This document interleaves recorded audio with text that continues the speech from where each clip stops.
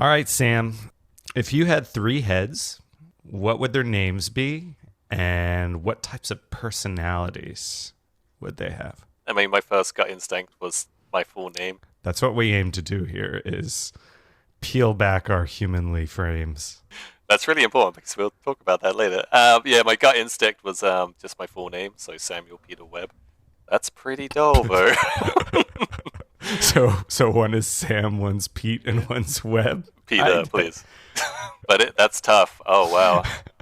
Let's stick with Samuel Peter Webb. That's what I've got. I really like that. Yeah, okay. So I think Sam would just be me, because I've been Sam my whole life, right? That's the person I presented myself. That's right. British. Right. Tea drinking swine. Lover of schlock. Yeah. Webb would just be an amalgamation of family personalities, right? Because that's the web.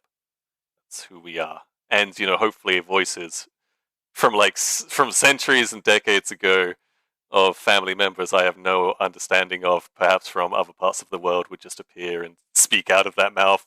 They'd be jostling for the limelight. What's that movie, Shattered? Or the one with Split, yeah, that one, like James Split, McAvoy. Yeah, James McAvoy in Split.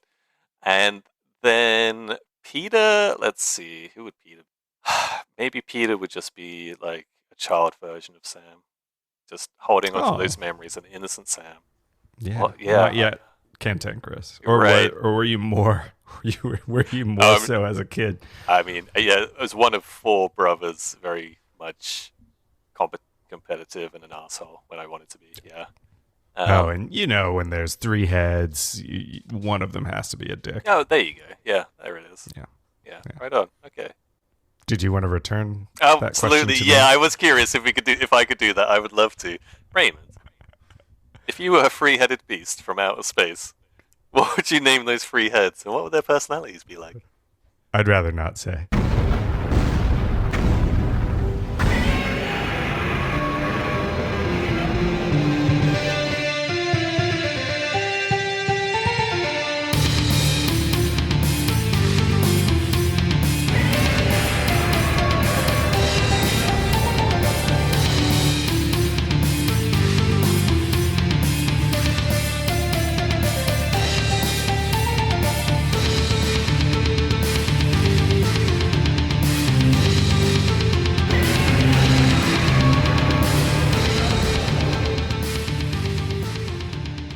Hello, friends, and welcome to the G-Spot.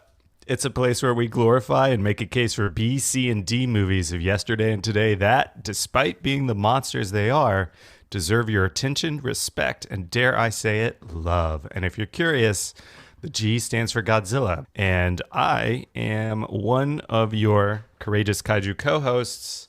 My name's Raymond, and I'm sitting halfway across the world from my fellow courageous kaiju co-host. My name is Samuel Peter Webb, and I am Raymond's long-term friend from the other side of the world, an absolute novice in the way of Godzilla, but very much keen to go on this journey with him and share my love of schlock, although this is more than just schlock. Oh, yeah. This movie, I think we've leveled up, Sam. I honestly think so. This might be my favorite movie next to the first. I totally agree with you, and I feel like we need to put the first movie in a completely separate category so we can rank some of the others, because I think we've leveled up. On the surface, you might not see many changes, but there's a lot in this movie that's developed and matured and grown. It was a great one. Yes, I agree with you. I think maybe 2/3 of this movie has matured, whereas the monster fight itself maybe is continuing on the path that first started with King Kong and Godzilla. Yeah, like I agree and I disagree. You could easily say to someone just like King Kong, if you're going to watch it, just watch the last 30 minutes and you'll have the time of your life. Right. You could even speak to like one of the main characters in this movie and where they originate from, because we are leaving the planet Earth. But at the same time, you have all this kind of serious maturity in the screenplay, in the acting, but there is enough goofiness which just doesn't feel at odds at the movie. I think it's like having a chocolate and vanilla swirl. They complement each other so well, but they are different. You know what I mean? Like It's a great description of it. I totally agree. They complement each other perfectly. It's just, Yeah, I don't know. It's something special that they tapped in this one. Mm, I really hope they continue to. I don't me really too. know, or my memory's not fresh enough to know. But it has a properly complex plot. There's a lot of moving pieces.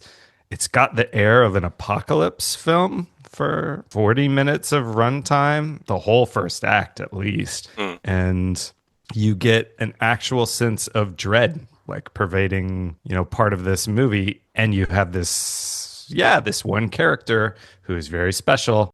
Amongst many other special characters. Right. And I guess something you were kind of mentioning last time was that we had a similar assembly of elements. Yeah. And here we've got a lot of new stuff. You absolutely nailed exactly what my experience was. When we spoke about Mothra, I definitely went out of my way to be like, great movie, really enjoyed it, this, that, and the other, lots of new stuff. But there were a lot of similar feelings and experiences going on. And with this movie, that just didn't happen. I was blown away because there was a part of me that was not dreading it, but it was like, I think I know what I'm in for here. There's going to be introduced the character. They eventually meet up. Probably some electricity is involved. Yeah. 1,000 volts, please.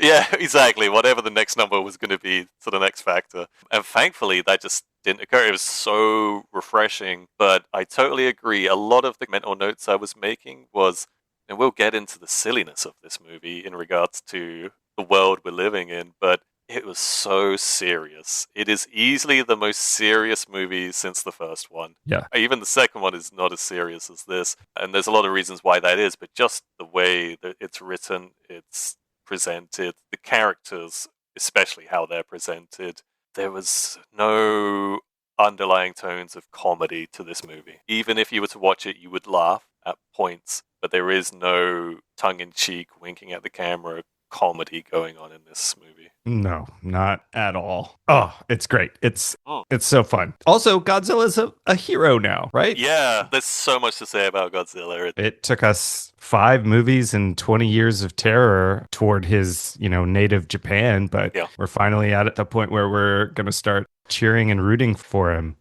There's an Avengers-like aspect to Yep, this. 100%. Certainly something I want to speak to is the fact that the world building has come across pretty seamlessly, actually. It felt pretty punctuated, like Godzilla versus this person, then this, and it just felt like different punctuations in the same world, but now it really feels like they've all kind of woven together and combined to make this movie. Yeah, and what a joy it is. This would also happen to be one of the 6 or so Godzilla films I had on VHS as a kid. Right on. So I definitely saw it. I remembered vaguely, I guess, elements of this fight and seeing Yeah. those 4 monsters together. I couldn't imagine watching that as a young child because, as we've alluded to, like it is more serious. There are some characters which may appeal to children, but the vast majority of them would not. So you would just be kind of like, all right, let's get to the monsters. Where are the monsters? Like, yeah. But as an adult, you can appreciate that stuff so much more. Oh, of course, definitely. I wish I could tap into my memory banks and As Peter would. yes, as Peter would. I wish I could get back to at least know what it felt like to watch these movies as a kid because, yeah, you must have been bored the whole time. There are certain films in the franchise, though, I will say, where kids are going to be delighted throughout. I suppose if I was to recall going to the pictures to watch I don't know what year it came out, I'm going to say late 90s Godzilla movie. 98, I think. 98 makes sense. And I was 100% there purely waiting for the huge monster to appear, right? And safe to say I have never made an effort to watch that movie in the preceding 27 years since it came out. But when you think about Jurassic Park, they give you the dinosaurs real early and they give you a lot of them so that they keep you entertained if you're a young person, right? Right. All right. Well, that's probably a long enough preamble. Should we talk about some trivia? Yeah.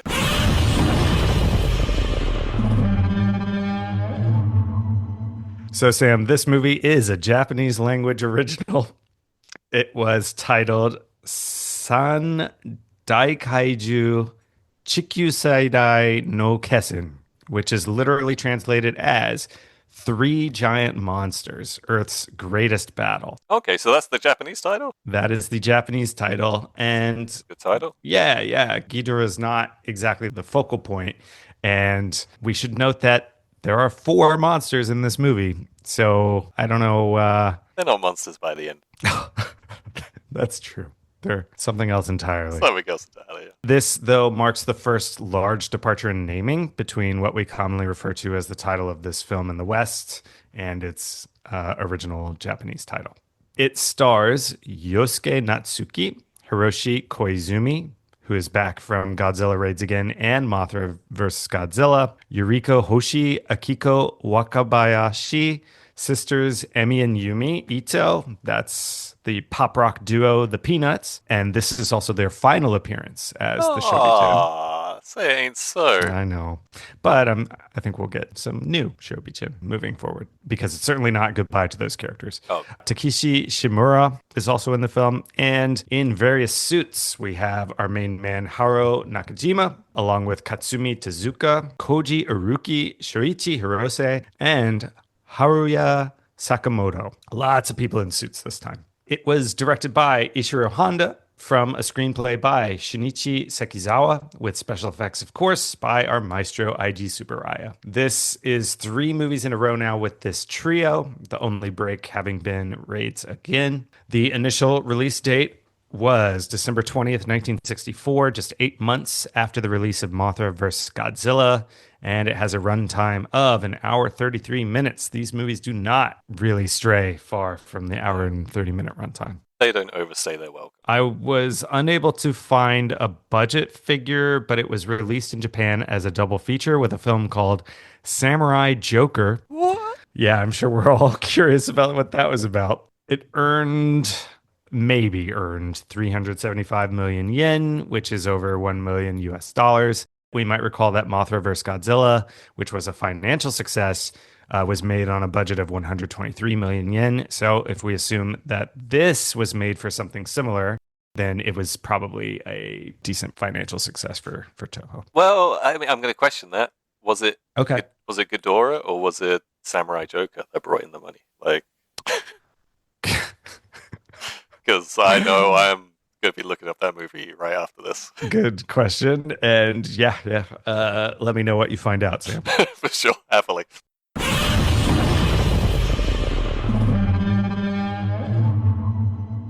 Toho had on its holiday slate for 1964 an Akira Kurosawa film called Redbeard. Oh, I've seen that. Have you? Is it good? Yeah, being, fucking nerd, I definitely had let's watch the Kurosawa movies. It's decent, yeah. It's about like a village doctor who's also the wise man. Ah. Deeply respected, but there's other power plays going on. It is long, I believe, maybe 2.5, 3 hours long. That's a coincidence because I'm going to talk about Kurosawa a tiny bit later. Wow. Okay. I'll look forward to that. Redbeard was experiencing delays. Maybe it was that 2.5 hour, 3 hour runtime that you just mentioned. Right.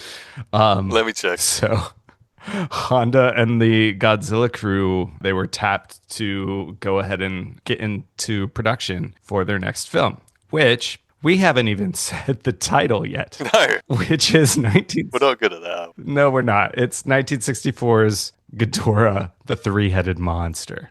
But Honda and his crew were tapped to get into production. It feels like, and I think it's safe to refer to these folks as a crew now. Yes. It feels a little like they're the Ocean's 11 of tokusatsu movies. In that situation, like, talking about Kurosawa, 7 Samurais maybe a bit on the nose. We could call them the Magnificent 7 if there is 7 of them. Yeah. So, Sam, kaiju crossover films were doing so well that producer Tomoyuki Tanaka decided to develop a project that would include Godzilla, Rodan, who makes its debut in the 1956 self-titled film Rodan, and Mothra, battling a new fourth threat. That's interesting about Rodan. I didn't realize they were such a veteran by the time this movie came out. I recognize the name, but this is the first time I've ever seen them, and I had no idea they were in this movie. When Rodan showed up, I was concerned I was watching the wrong movie, so I had to double check. Oh, really? Okay. I assumed it was, the titles typically go, it's Godzilla and the other one. Right. Pretty cool to know that Rodan's a healthy part of the environment there in Japan. Yeah, for sure. Yeah, we've got two new kaiju this time around, and Rodan is following the same pattern as Mothra, who had a solo movie first, and then now being brought into the main Godzilla line. And I'm assuming by now it was firmly enough established that Godzilla was their through line. Yeah. Did you end up finding the runtime? 3 hours and 5 minutes. So 3 hours and five pretty minutes. pleased with my memory because I definitely watched that 13 years ago, something like that. Two things I recall are as a doctor and it was a long movie. That's all I can tell you. Ghidorah, who is often considered the Big G's arch nemesis, is an homage to or an adaptation of Yamata no Orochi, which is a mythological beast come legend recorded in stories and accounts from the 8th century. Wow, okay. I was assuming this was based off the Hydra because of the many heads. But there is the other thing that's kind of startling. There's a lot of startling stuff about Ghidorah. Yep. They are a vibe and an energy, but they are plated in gold, like gold scales. Oh, yeah. Right? Because he's a king. So, I wonder if that's part of the myth. Did you do research on the myth? So I've got more here. Yeah. Fuck yeah. Okay, so Yamato no Orochi, probably butchering the name. This is an 8-headed, 8-tailed serpent. It's not too dissimilar from a Hydra, who was slain by the god Susanoo-O. Susanoo-O. It's Susanoo with a dash and then an O at the end. So, man, that's hard. Yeah. So that Yes, it is. he could rescue the goddess Kushinada Hime, one of Japan's 3 sacred treasures, the Kusanagi no Tsurugi, or the grass-cutting sword, was found inside one of the beast's tails after it was slain. Isn't it a shame? There's some pretty great stories in the Abrahamic faith, the Bibles, but like the pre-Judeo-Christian Islamic religion, their stories were just So boring. right. The stories in like these ancient myths are just wildly more entertaining and creative. Yeah, man. It's all about, like, I don't know, having kids and Sure. certain numbers of wives and people getting stuck in wells and things. Job's just having a real bad time. Yeah, man. And this dude, Nobody's fighting an 8-headed dragon. right, to get like this badass sword out of his gut. Exactly. And what's he going to do with that sword? Like, it naturally leads to, like... He's going to cut some grass, according to the name. I guess so, yeah. Bamboo shoots. Real thick bamboo shoots. I have some slight exposure to this myth through video games, oddly enough. Do you know what? It lends itself to video games. It really does. So it's the primary antagonist in the cult classic and visually splendid Zelda-adjacent PS2 game Okami. Okay. I recognize the name. You play as a wolf and you run around like painting the scenery. Okay. And then also in the Persona series, where similar to Pokemon, you sort of collect myths and legends from all of the various pantheons. That's a cool way to learn about that stuff. Yeah. Oh, yeah, dude. And I'm so like, they're already like hundreds of hours long, these games. And I spend probably an extra 20 hours just reading all the bios for all the myths and legends that they put in the compendium there. Yeah. Was it Hades? God of War does a very good job of doing it. Hades, somewhat. Yeah. But yeah, video games are such a easy way to engage in this. For sure. These kind of mythology. Yeah, to the extent that some games these days are like interactive museum exhibits. There were critical assessments of both the film and the eponymous antagonistic kaiju at its center that mark Ghidorah as symbolizing China as a nuclear threat through a 1960s Japanese lens. Oh, really? Okay. Yeah, Honda had this to say on the subject, though. Ghidorah was basically Yamato no Orochi. It's an old folktale, and we wrote it as a creature from outer space. Yes. It's fine for audiences to think that way, but I don't believe it was written with such a political notion. When did this movie come out? 1964. Same year as Oh, okay. Mothra. Mothra, I believe, Right. was a spring or summer release, and then this one came out Christmas time. This is also very much during America's golden age for the space race stuff, right? You're getting up to 69, so things coming from outer space is very much on brand, I guess, around this time. Yeah, and 60s I think is when sci-fi was at its Technicolor goofiest in at least in the Western cinema. So lovely that it sort of leaked into the Godzilla franchise here. Yeah. And I guess the whole reading of Ghidorah as China, maybe it could have been as simple as the golden scales and the style of his head, which we'll talk about in Kaiju Corner a little bit. On the subject of the film's writing, film historian David Kalat, who we've mentioned in several episodes now, I believe, he notes that Sekizawa, who wrote the screenplay, began introducing aliens into the kaiju mythos because he was growing tired of the ongoing tropes of monsters as either being awakened by nuclear weapons or depicted as gods worshipped by indigenous peoples. Well, frankly, that speaks to my personal journey, right? So yeah, you were feeling it was a little stale. Was I vibing with Honda? Is that what you just told me? You're vibing with David Kalat and I guess Sekizawa, the screen. Sekizawa. Okay, cool. So I just imagine us like sharing a cigarette and just being like, I don't know, man, something needs to change. And he's like, I'm with you, Sam. You got a time machine over there that you have? I don't need one. He's already hearing what he already knows, right? A bit more on Ghidorah here and the poor man in the suit playing him. Jeez Louise, they must have been limber. Yeah, this is a man named Shoichi Hirose. He spent hours inside this thing, hunched over and gripping kind of a crossbar for support. There were a team. Yeah, dude. And there were a team of 7 men negotiating wires from the rafters of the soundstage above to manipulate the heads, the wings, and the tails. Because we can talk about that later when he enters the movie, but he's got moves. But so the fella is hunched over for hours on end. Yeah. I hope 90% of his paycheck was literally just him putting his back straight afterwards, because the agony you would go through to just put your back up straight after that is wild. I know. Hours hunched over. Oh, nightmare. I mean, we were feeling a little empathy for Angelus. Angelus, yeah. But, I mean, essentially, that's just crawling around. I'd take Angelus over that for sure. Yeah. I wouldn't be happy either way, but that's like a Greek torture, right? Atlas holding the stones or Sisyphus's rock or whatever. Frick. Yeah, man. And apparently part of the reason it was taking so long were the necks were constantly getting tangled with each other. The wires were constantly getting caught on the scales, and the studio's lights were always reflecting off the wires, causing delays and retakes. The cameraman Sadamasa Arikawa, he described all of this as an agonizing operation. No, that 100% sounds like a Greek torture thing. Was it Prometheus just constantly getting his liver bitten out? Like, knowing you're in pain the whole time and constantly being told you have to redo it. Yeah. You would be fuming. It sounds so grueling and complicated. In a rubber suit as well. I know.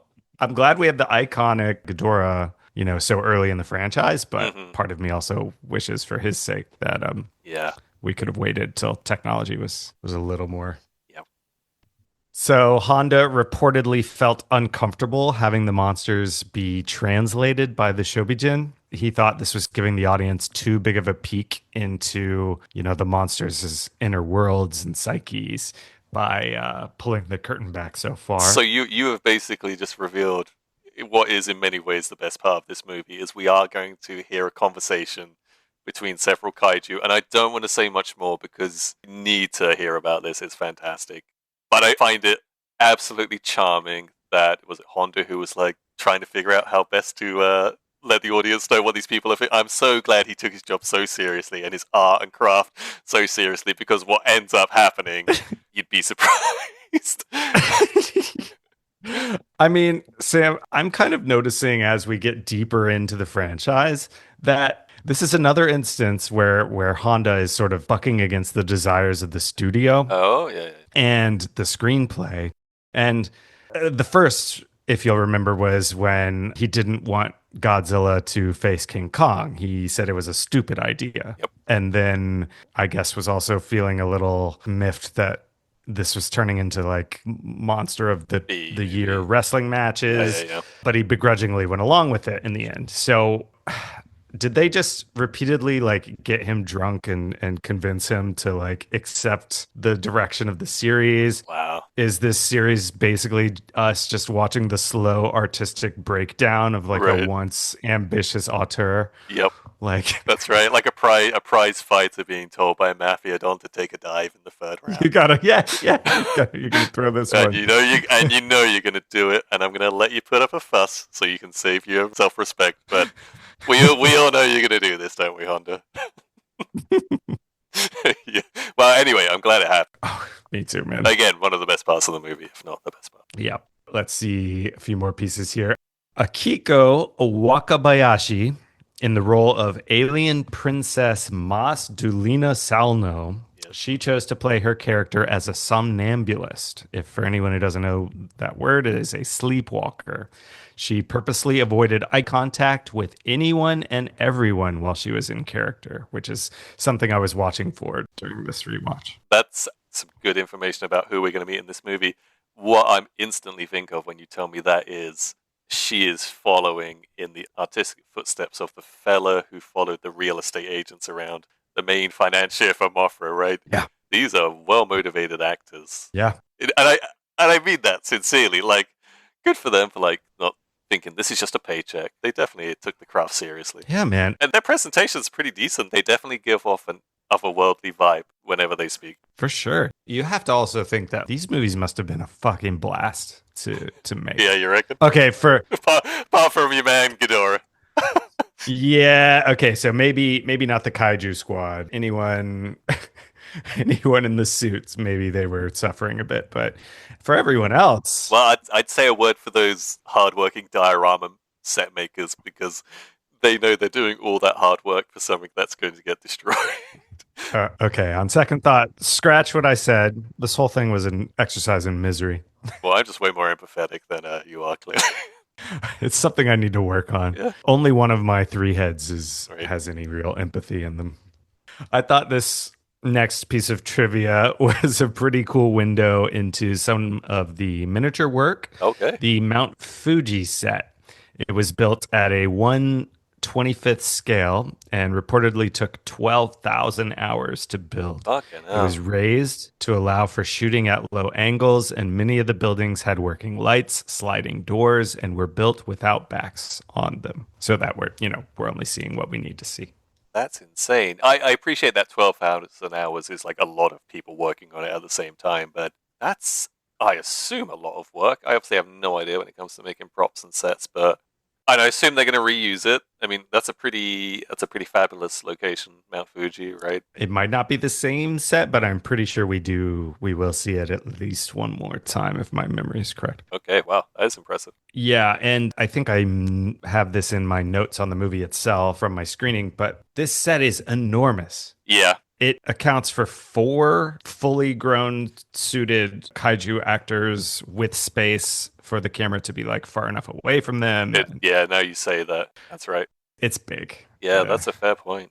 Don Kay of Den of Geek ranks this as second in their 2019 ranking of the Showa era Godzilla films, which I guess kind of aligns with our early opinions. Yep. He praises its classic battles and its introduction of such a memorable antagonist. Yep. And film historian August Ragone agrees, describing King Ghidorah as one of the most famous and popular creations in the Toho canon. All right, Sam, now it's time for what is quickly becoming its own segment of the show. Oh, yeah. That is goofy alternate international titles. I wish I had more for you this time, man, but as we said earlier, just a quick hit. Yeah. Quick hit of that good stuff. So the English name is Ghidorah the Three-Headed Beast, is that correct? Ghidorah the Three-Headed Monster, yes. Monster. Okay. Yeah. Cool. So that's what we're working. Yeah. So when I was looking through these titles, most of them were variations on Ghidorah, Monster, Three Heads. Sure. Those 3 terms just kept showing up. But in Taiwan, Oh, they've done well before. yeah, they have. They actually beat Japan in getting the correct number of monsters in their title. 4 giant monsters, the greatest battle on Earth. That is a fine title. Yeah. It definitely lays it all on the table for you, but you're not going to complain. You're going to get exactly what you paid for when you buy that ticket. Brazil called this Ghidorah the Tricephalic Monster. Wow. Now imagine hearing that in like a Brazilian Portuguese accent. I don't know what tricephalic means. I probably should have looked it up. And my last one this week Frankenstein's monsters in battle against Ghidorah. And where's that from? Germany. Thank you. So I was going to say it'd be pretty hard to beat Brazil there, but the fact that I am scratching my head to figure out why Frankenstein would be in that title, and I still can't think of any reason why Frankenstein would be in that title. Am I missing something? I'm so curious what's going on in the dub there. I'm assuming the dub Sure. introduces some sort of explanation involving Frankenstein, but That's why it's the winner, because why is Frankenstein there? But yeah. but it's not just Frankenstein. Yeah, it's the whole title is quite confident. Good for you, Germany. Good on you. So, Sam, the United States edition, the American one. Okay. So, yet another new distributor. I am just fascinated by how many companies have gotten their hands on the ball. It's like a revolving door. Do you think it's like once they feel like they're getting burnt here and it's not worth the deal, or people are just so desperate they're outbidding, like, oh, you gotta get the next Godzilla? Maybe so. Because I used to have a bit of knowledge on like the studio system back in the day and what studios were present and which ones were bigger than others, but I couldn't tell you now. Yeah, no, fair enough. It feels vaguely like bigger companies were getting the earlier ones and now maybe smaller ones are, but that is a total assumption. Sure. But Continental Distributing bought the film this time, and it was released on September 29th, 1965, so pretty much half a year later. In the States, the title was Ghidorah, not Ghidorah. The O is removed. Ghidorah, the Three-Headed Monster, on a double bill with either the film Agent 8 3/4 or the 1965 Elvis Presley-headed musical comedy film Harem Scarum. This American version grossed a cool 1.3 million. Promotional masks were created for this movie and sold by radio stations. I'm sending you a picture of the mask right. Oh, there's now. pictures. Heck yeah. Yeah, these masks were sold by radio stations and grocery stores. Oh, okay, great. This looked like a kind of thin cardboard mask that you could get, but it's full color. And interestingly, this one, Ghidorah, it looks very angry, which is appropriate. The one in the middle is vicious looking. Right? Death stare on them, but they are this kind of grass green color rather than gold. I guess that helps the mouth kind of stick out, the sharp teeth and the red side. Yeah, quite a vicious looking mask. Very much so. I would happily wear one of these around. And you'd be getting some really cool people who drink really specific beers giving you a heads up.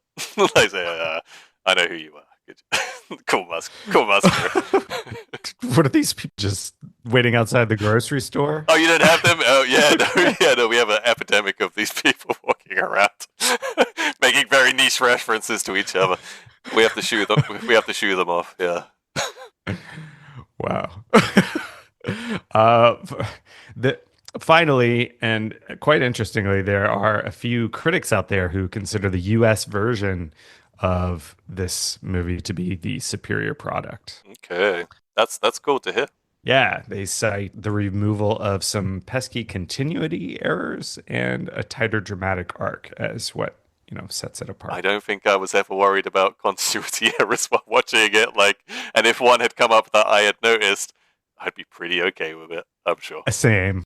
That wraps up our trivia section. So, are we finally ready to talk about this movie? Absolutely. As we do that, Sam, can you give me an elevator pitch for Ghidorah, the Three-Headed Monster? Happily. This is going to be a short one and an easy one. I'm ready for it. Imagine going to couples counseling with Godzilla. Okay, wow, ding. We're there. Yeah. I think we went about half a floor down. Let's get started.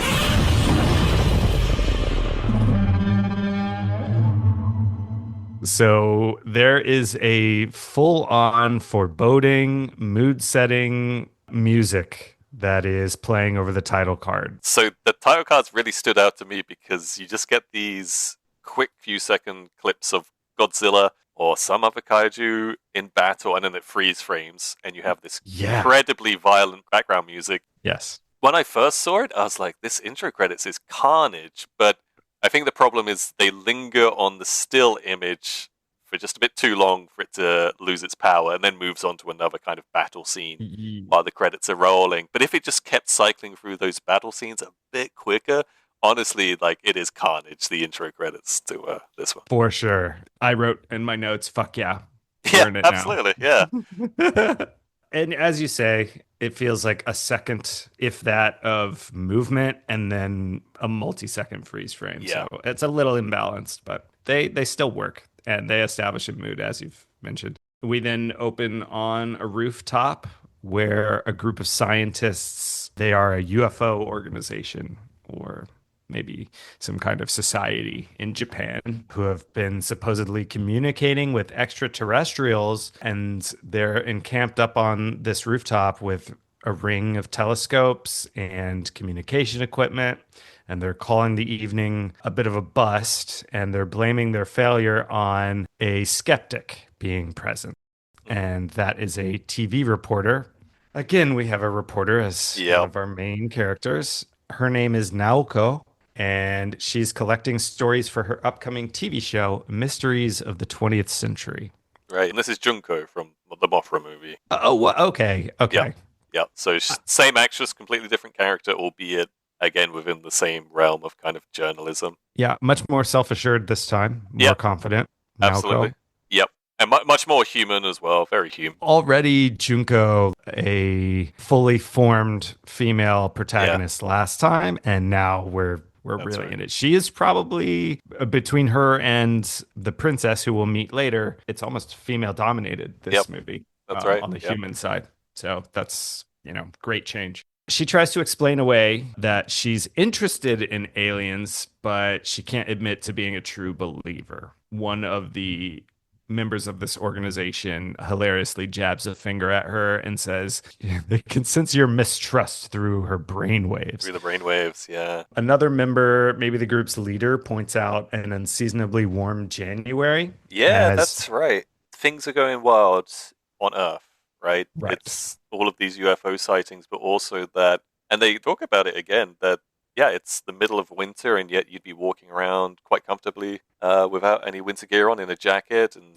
incredibly warm. So the world seems to be going through some hormonal change. A lot of wild stuff is happening at the same time. Yeah, and this is, at least in the eyes of the organization, proof of the existence of extraterrestrials. Yeah, these things aren't coincidences, right? Right. And by extension of that, it's proof of their manipulation of our world. This member of the group also says he fears something terrible will happen and hopes the aliens will tell them what to do so that they can warn the world, which is sensational foreshadowing. It's sensational, yes. And yes, very indicative of what we're going to see later. One of the ladies on the roof spots a UFO, she claims, and that sends everyone rushing to their telescopes. We see a little white dot. Maybe it's animated. It's basically trailing down the middle of the screen. Yeah. And the head of the group says this is just a meteor. It's quickly followed by several more, and this is actually a meteor shower. We soon learn it's occurring over Japan, and at least one of these meteors has struck Mount Kurodake. Yeah, barely missing the local dam. And we meet our second lead shortly after this. This is police detective Shindo, and this is also Naoko's brother. Yeah, there are various moments in this movie where, I might repeat this a lot, where people are just so much more human. There isn't Mr. Taco, there isn't the financiers and the congressman. Okay, so we've shed the cartoon character qualities. Yeah, and I think the brother does a great job of shining a very serious light on the movie, because he is a police officer. He's not, a financier. He's not a reporter, right? He is a serious man with a serious job. Yes, and our first police officer character, right? Like government authority lead, yeah. Yeah. Finally, someone who actually might have some, or feel some, like, genuine responsibility for, or rightly placed responsibility for dealing with a monster attack. Yeah, exactly. Yeah. He's also seeing the meteor shower from the police station, and his friend, who is a reporter, tells him that these kinds of things are occurring all over the world. The Earth is going crazy, as you mentioned already, Sam, between the weather and encephalitis outbreak. Oh, that's right. What is encephalitis? I don't know, but apparently it shouldn't be happening in winter. But then we're doing our research over here. Yeah, inflammation of the brain. Ooh, Yeah. that's pretty serious. Yeah, what can cause that? Viral infections. Okay, other nasty things. Measles, West Nile virus. But Yikes. I guess the logic here is that brain swelling typically only happens during the cold winters. I don't follow that logic, but the scientist, who's the scientist from the King Kong movie, is like, well, it happened once, so it'll definitely have. It's definitely a thing. One man Yes. contracting encephalitis in So- Hungary in January 1932. While being electrocuted on the chair, so it could happen. Yeah. The reporter hands Shindo a newspaper which reports beachgoers in January, so we're Right. really underlining the weather. Unseasonal weather, yeah. Shindo is then assigned by his captain. He's assigned to guard detail for a princess from a country called Selgina, or Selgina. Yeah. It's a fictional country. When we meet people from that country, it'd be on my bucket list as a tourist destination, just to see what's going on there. We'll get there when we get there, but the costumes on these people are terrific. Yeah, this country is located in the Himalayas. Okay. And the princess's name, who Shindo has been assigned to guard, her name is Mas Dulina Salno. This is our somnambulist method actor. She will be visiting Japan soon, unofficially, secretly, as apparently there's a plot to assassinate her. I don't know why does this come down to Detective Shindo? But, it's just one of those things that we don't need to question too much. Better him than the local PR man for a pharmaceutical company, right? or a gentleman who's constantly holding an egg in his hand, desperately trying to eat his lunch. I really appreciated Eggman, and I felt his absence in this film. He knows this is ridiculous for him to be given the detail because he even says it's above his pay grade. But he's given some pictures of her, and we see that she's quite the looker. Akiko Wakabayashi is the actress. We then meet Princess Mas on her airplane. So she's on her private plane heading to Japan. And boy, howdy, Sam, the members of the Selgina royalty are decked out. Absolutely. When you see these people, they have an Elizabethan ruff around their neck, and then perhaps the kind of courtly attire that you might see from the early Middle Ages. Think of those knights jousting and the kind of casual wear they would have. I found some pictures of 17th century European royalty that looked pretty. That's Elizabethan almost, right? The late Elizabethan period, so that makes sense, yep. Yeah, all those like frilly collars, extravagant embroidered ruffs and satin and white gloves and bracelets and tiaras. And the ruffs, wow. Yes, so they stand out as a very unique culture, and as you say, like archaic, anachronistic when you see them. Yeah. Especially when they're sitting on an airplane, and and it almost feels like if you were to watch the original Star Trek series and they just go to a random planet, and for some reason on this planet they are just the Middle Ages, right? The medieval period. Right. That's what it kind of felt like. You have this very modern technology coming up against some very archaic stuff. That's how it felt. Yeah, this is some serious costuming work. Yeah, loved it. Absolutely loved it. In a quick cross edit, we see back in Selgina, her political rival, who I believe I saw online is her uncle. It's always the uncle. So we've got some Hamlet-esque stuff going on here. Yeah, that's right. Okay, so her uncle back in Selgina, he is tasking a henchman / assassin. Wearing a ruff, dressed as a Elizabethan dandy. Well, and this guy, I think he was wearing goggles. I mean, they're so dark and like against his also weirdly tanned skin. Yep. They looked like goggles to me, but he's asking this assassin person if the bomb was successfully planted on her plane. And I thought at this time, it's pretty cool. We're getting geopolitical intrigue. I'd like to also say we described the butler on the plane, but that uncle, the villain, I guess, in this brief clip, you would imagine people from the Elizabethan clothes, but living in a Middle Eastern palace because or like Indian Raj. He's sitting in this... A giant wicker chair? Yeah, like a giant wicker chair with like the peacock circle back to it. And he has guards walking up and down the hallway outside his office who are wearing fezzes and that kind of Middle Eastern Turkish garb. But they also have Elizabethan ruffs around their necks. It's a hilarious combination of... And they're Japanese actors. So it's just one after the other of like different cultures coming together. You're literally getting slapped in the face repeatedly by this like the set decoration, the costume department. Yeah. Oh, and the guards at the back of the frame, they're only pacing in like 4 to 5 foot back and forth lines. It's so small. Yeah. So this was great. Again, I was looking for something different, and we've met a police officer. There's aliens. Okay, we're dealing with outer space. And then you meet this country where they're dressed in the most random of outfits. So you're seeing the changes I was looking for. Yeah. It was very refreshing. When I was watching this movie, I was ready to message you being like, yep, I'm in love with this already. I think you did message me at some point Yeah. saying it's like stupendous or something. And yeah, I couldn't agree more. I mean, the interior of this room looks like a damn gingerbread house. It's great. So yeah. So in this room, only the briefest little mini scene asking, is the bomb planted on the princess's plane? And then we're back on that plane. And Princess Moss, she is looking out the window when she sees a bright yellow light. And the lighting on the entire shot shifts so that only, I think it's like a soft focus lens, maybe. Okay. It zooms in on her face. Oh, yeah. We only see a strip of light over her eyes, and everything else is kind of in shadow. It looks very like noir film-ish, maybe. Sure. And we hear this otherworldly voice talking in her head, I suppose, that says, "Rise, get out now, flee." And she sleepwalks to the emergency exit. She opens the door without much further ado, and to the surprise of her retinue, I might add. And then she jumps out just as the plane explodes. But none of the usual, like, opening the door and the pressure goes wild. It's she's opened a door and just taken a step out. And then boom. Yeah. Meanwhile, at Mount Kurodake and the Kurobi Dam, which...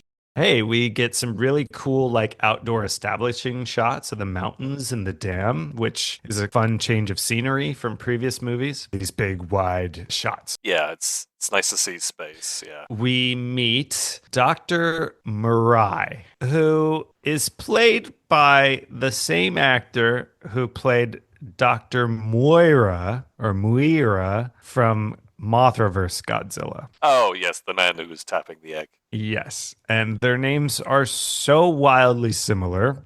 The characters are so wildly similar. I thought they might be the same character for a little while. He is the kind of, I wouldn't say taciturn, he's just a serious scientist. Committed to his work, he's ethical. Right. But it is interesting that essentially him and Junko, or Naoko, same actors, both major leads. Right. And I think my subtitles were changing his name, it seemed like. So I'm pretty sure it's Dr. Mirai, but I could be wrong. No, I think so. Yep. His character in the last film, I think, was a zoologist. And maybe this time around, I know he at least teaches at a university, and I think he's a geologist. Yeah. Okay. I can't recall. I don't know. He could be an all-purpose scientist. So at this point, they're looking for a meteor that's landed, as you say. Yes. So I guess he studies meteors. Geology makes sense. Maybe so, yeah. He's at the dam, and he's here to observe the meteor that's crashed nearby. The first time we see the meteor itself, it has a really silly, like, rapid zoom in, which becomes kind of a staple of this film. We get a lot of these crazy fast zoom ins. There's also this fun, like, warbly UFO alien style music whenever we see this thing. What is that instrument? It's just that metal rod that when you put your hand closer to it, it makes. Yeah. And you just like bring with the sound waves. Yeah. Yeah. And as he and his team are making camp nearby, their mining equipment or any metal tool they have just starts being pulled over to the meteor. Yeah, and you could tell they're on cables. They're on strings. Yeah. Oh yeah. But yeah, also their compasses are all facing north. None of their materials are working. So, odd meteor indeed. It is messing with the magnetism in the area. Back at the police station, Detective Shindo asks his chief when the princess will be arriving. And the chief, he just waves his arm and nonchalantly says, "Oh yeah, I forgot about that. Her plane exploded." Pretty outstanding stuff. So I guess, that job's just, don't worry about it, man. That's right. Movie's over. Yeah. At the TV station, Naoko is given a lead on a big breaking story. Oh, yeah. A prophet or prophetess, I should say, has appeared in Ueno Park. And Ueno Park, I believe, is in Tokyo. Yeah, I think we're in Tokyo because later on she's at Shibuya Crossing. And so we are introduced to this prophetess in what I think might be my favorite scene in the movie. I can understand that, yeah. Yeah, we're in the park. We see the prophetess from behind. The camera is above and behind her head. She's dressed in drab street clothes. She's got a knit cap on, and she is speaking to a large crowd of mostly men who are heckling her, asking if she's a man or a woman, asking her to strip, etc. So she's on a soapbox and she's essentially warning Earthlings that trouble is coming to their planet. They need to prepare for disaster. And I was genuinely pleased by the crowd's reaction because they were instantly mocking her and questioning her, which is, what you would expect to happen, right? Exactly. Hollywood is very quick to get people to agree to that kind of thing. Right, yeah, precisely. I really appreciate you kind of talked about how the camera starts above her and you can see the crowd in front of her. You see similar camera work in later scenes when all the craziness begins to happen, but it is so nice to see dimension and space rather than, okay, here's a backdropping of some trees that you're just going to talk in front of to indicate that you're at the top of this mountain, or here's a hotel room, right? Really kind of claustrophobic kind of things. There are scenes like this one in this movie, pretty much all human based, so not really the monster stuff so much. Yeah. That are genuinely like well-made cinema. Oh, I can't gush about this film enough. So yeah, as she gives her message, as you were saying, Earthlings, you need to wake up and accept your place in the universe. She starts walking into the crowd and they back away from her. They are scared of her, even while they're continuing to heckle her. And she tells them the Earth is, on the brink of destruction. Yeah. And that's when Naoko shows up, asking where she's from. And when she turns around, we can see that this is Princess Mas of Selgina. Yeah. Just in these very casual human garb. Right. And Naoko asks where she's from. And Mas just points up at the sky. The implication there is she's an alien. And Naoko points out that, okay, you're an alien, but you look Japanese. Wow. Look at that logic. Look at that logical thing. Love it so much.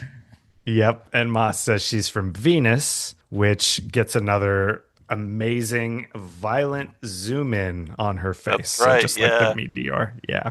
A man in the crowd asks if Venus is in Africa. He's made to feel a fool quickly. He is, but what a what a weird stab at humor, I guess. Yeah, absolutely. Princess/prophetess responds as part of her prediction. First, something strange will happen on Mount Aso. Yeah. This is our sort of first peek at what is in store for the planet. We smash cut to Mount Aso itself, which is a volcano. There's a scientist leading a pack of reporters along saying that nothing strange is going to happen. Everything's well. Don't worry. Yeah. Don't listen to the crazy space lady. We have a pleasant little scene at Naoko and Shindo's home with their mom, who they live with, I assume. This was such a nice scene. Yes. It's the most human thing I've ever seen in all the Godzilla movies. And it was so pleasant. I think the brother, the police officer, returns from work and he sees his sister with the scientist and he's kind of prodding and probing about possible relationship. And the mum, who looks like an absolutely lovely, adorable mum, makes some really good jokes, but polite jokes that, he sounds like a catch. And then they watch TV together, they drink tea together, and they act like brother and sister. It's a really warm human scene. Couldn't agree more. And the show they watch is also slightly this is kind of warm and touching as well.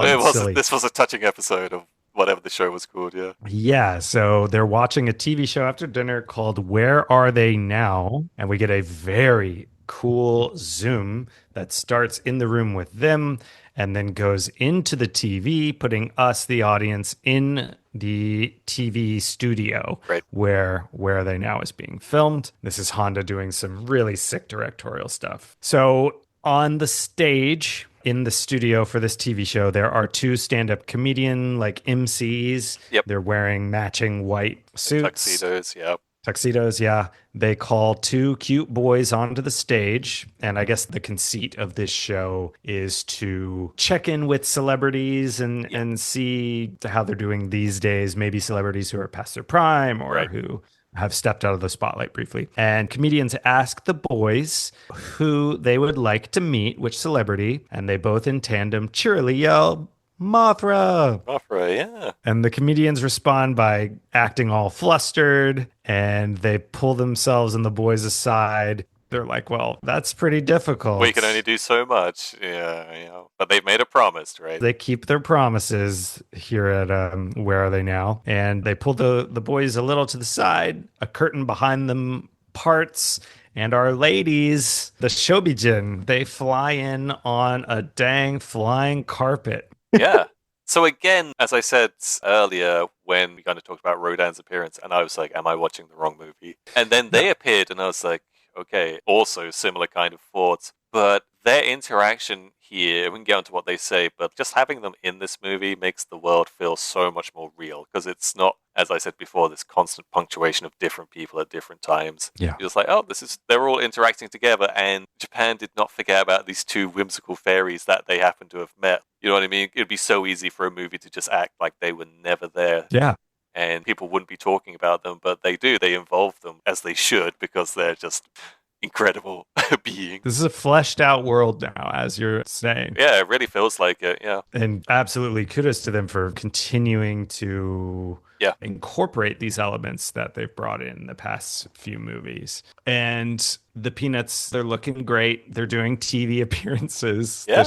the Shobijin. They're wearing these little brown tunics. They have tiaras with leaves on the front, so they're looking very Pixies of the Forest. Yeah. Kind of a vibe going on. And they're also against this really exaggerated, lush tropical island decoration on the stage. That's right. The boys interview the Shobijin, and I guess they ask how Mothra's doing. They ask how Mothra's doing. And through this, we learn, it's kind of sad, that one of our twin larvae from the last movie has passed away between films. I appreciated them talking about that so much because, again, why would people forget that? And I'm so glad they explained that one of them, that it is sad. Well, that's good that things aren't perfect and it's real and you addressed it. We are talking about it. I found it really fleshed out the world. Yeah. Such a good decision. Very thoughtful. To include that. Yeah. Yeah, really thoughtful and not pussyfooting around anything. Like, yeah, maybe they do die, right? Of course. And even though we have lost one of these larvae, the other one is doing well. Yeah. And the Shobijin ask the boys if they want to see her, and they sing their Mothra song. And now the song has lyrics as well. It's not just Mothra's name over and over.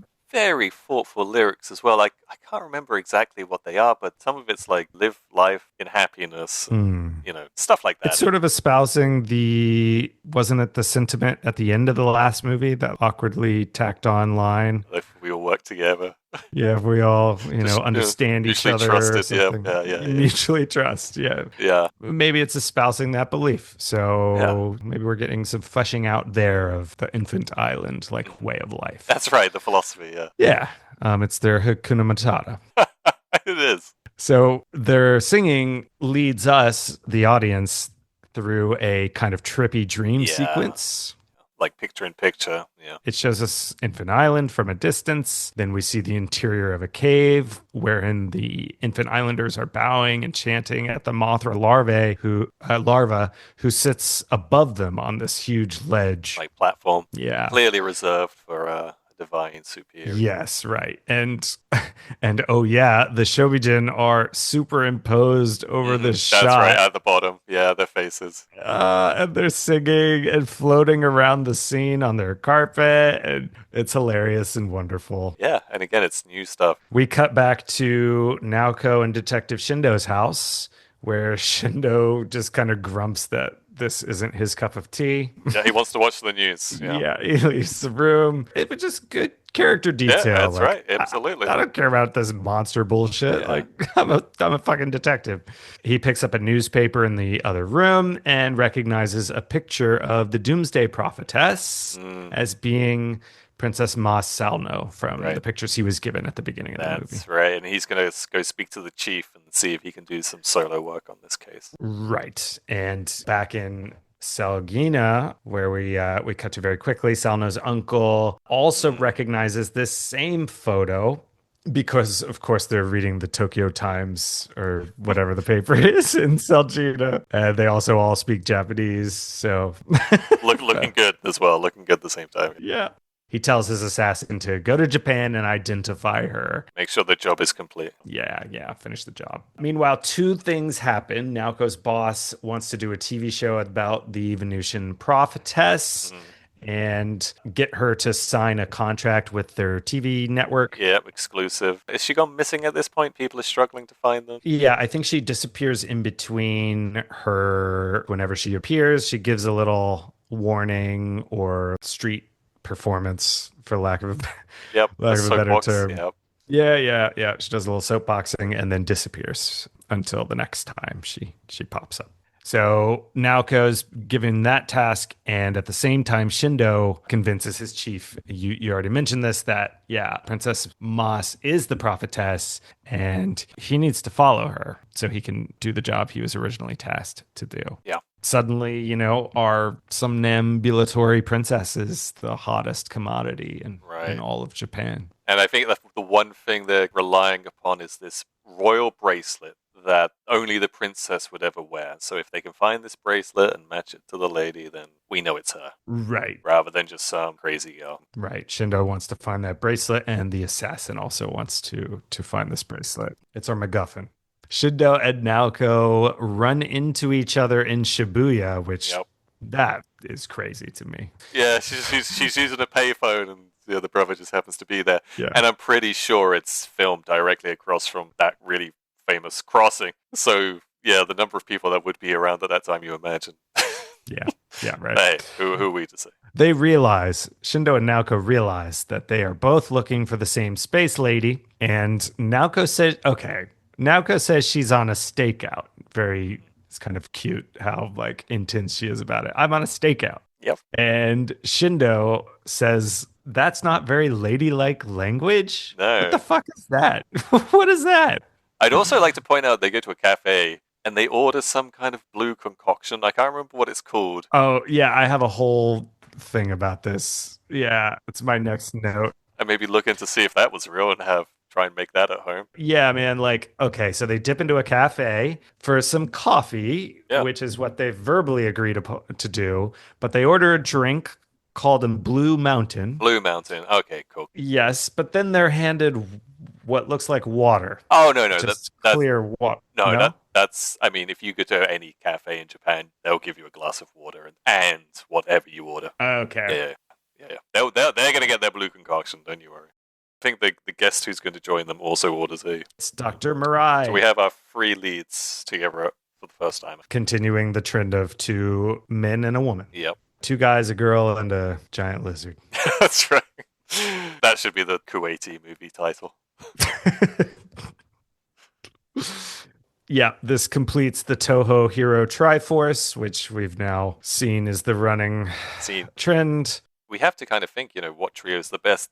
It could just be bias because recency bias and we just love this movie, but maybe this is the best trio. It's either this one or the Mothra trio for me, yeah. Yeah, I mean, Kobayashi is such a heavy hitter. If his partner was better, if his partner can't even remember his name and he's the main character. Right, the lead in that movie was totally forgettable. Yeah, if his partner could live up to some higher standards, then they'd have a real shout. And people listening to this can't see, but we were both staring off to the side. That's right. Wistfully there. Yeah. Back in the cafe, Dr. Mirai explains about the meteor and that it manipulates gravity or it has magnetic properties. It's kind of funky. Yeah. And their conversation is interrupted by Princess Moss on the news, who is giving another speech. This time she is out at Mount Aso, telling people to get the fuck out. Yep. Because motherfucking Rodan is about to be awoken by volcanic gas under the earth. And she's giving away her location because that's who the siblings are after, right? So now they know where to go. They know where to go. And if there were any assassins out there looking for her, they would would also That's right. Yeah. They'd have an also. idea, presumably.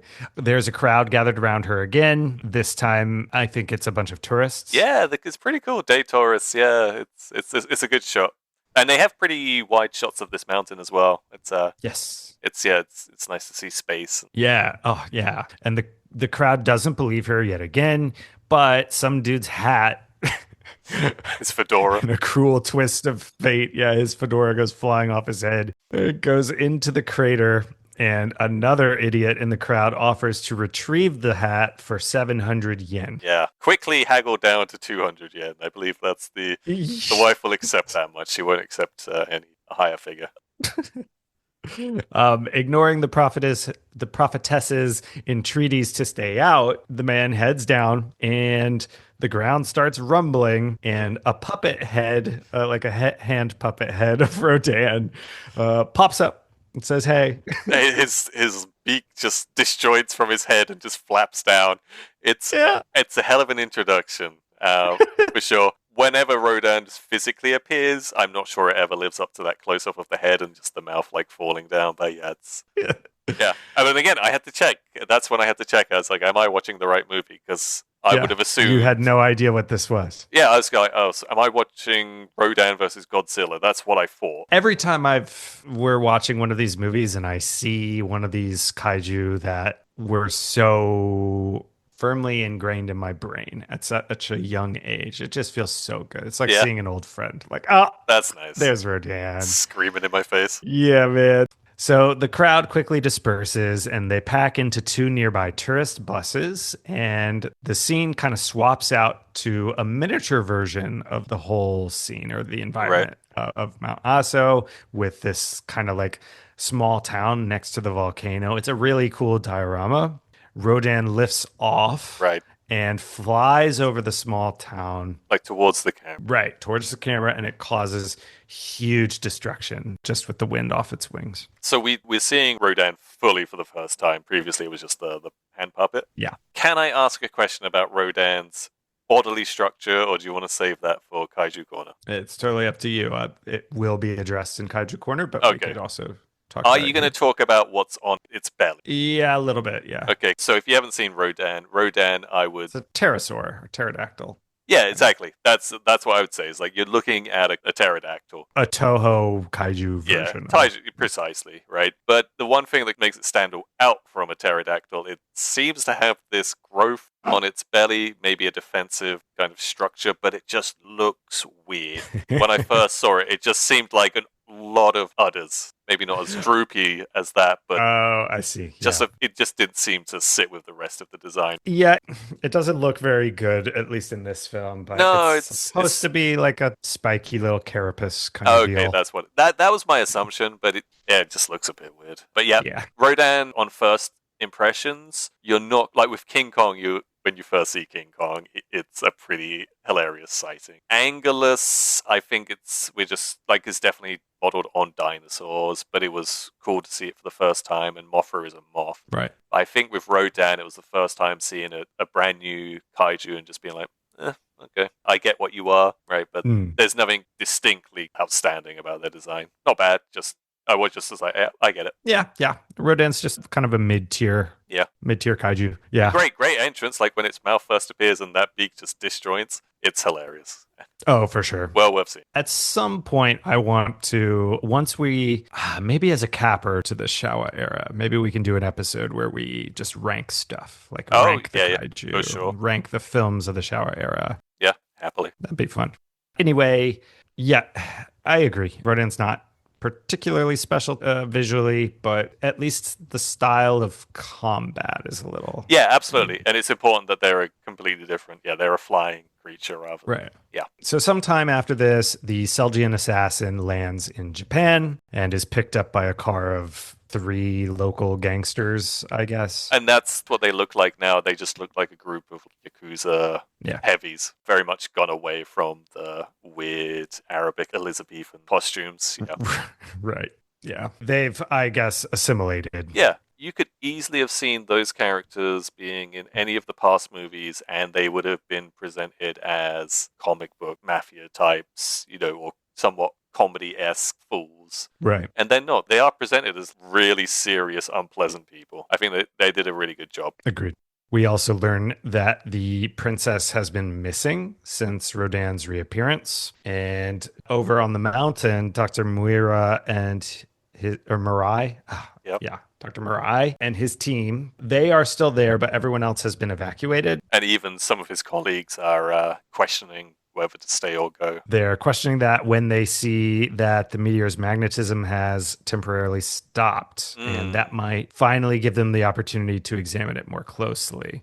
They're also, I think they're nervous. Like one of them, doesn't he say, like, it looks like it's swelling? It's growing and that its temperature continues to rise. Okay, yeah. I think what they're pointing out is, what meteorite do you know that seems to get bigger over time and hotter over time? Like, yeah. I believe the next scene is set aboard a cruise ship or ocean liner of some kind.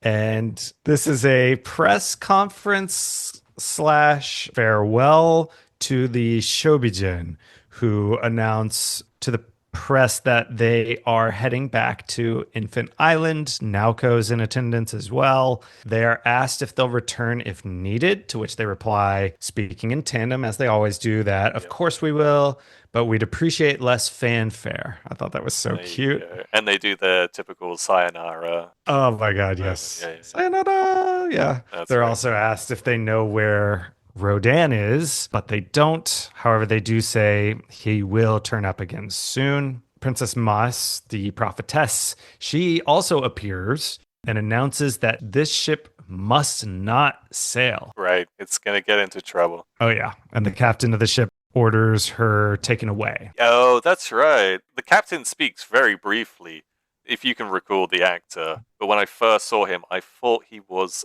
in Mothra as one of the financiers, the kind of the lesser one, ends up getting shot. Oh, like the head of Happy Enterprise? Yeah, precisely that gentleman. I could be wrong, I didn't clock but it might be him. Yeah. That would be interesting if it was. Yeah.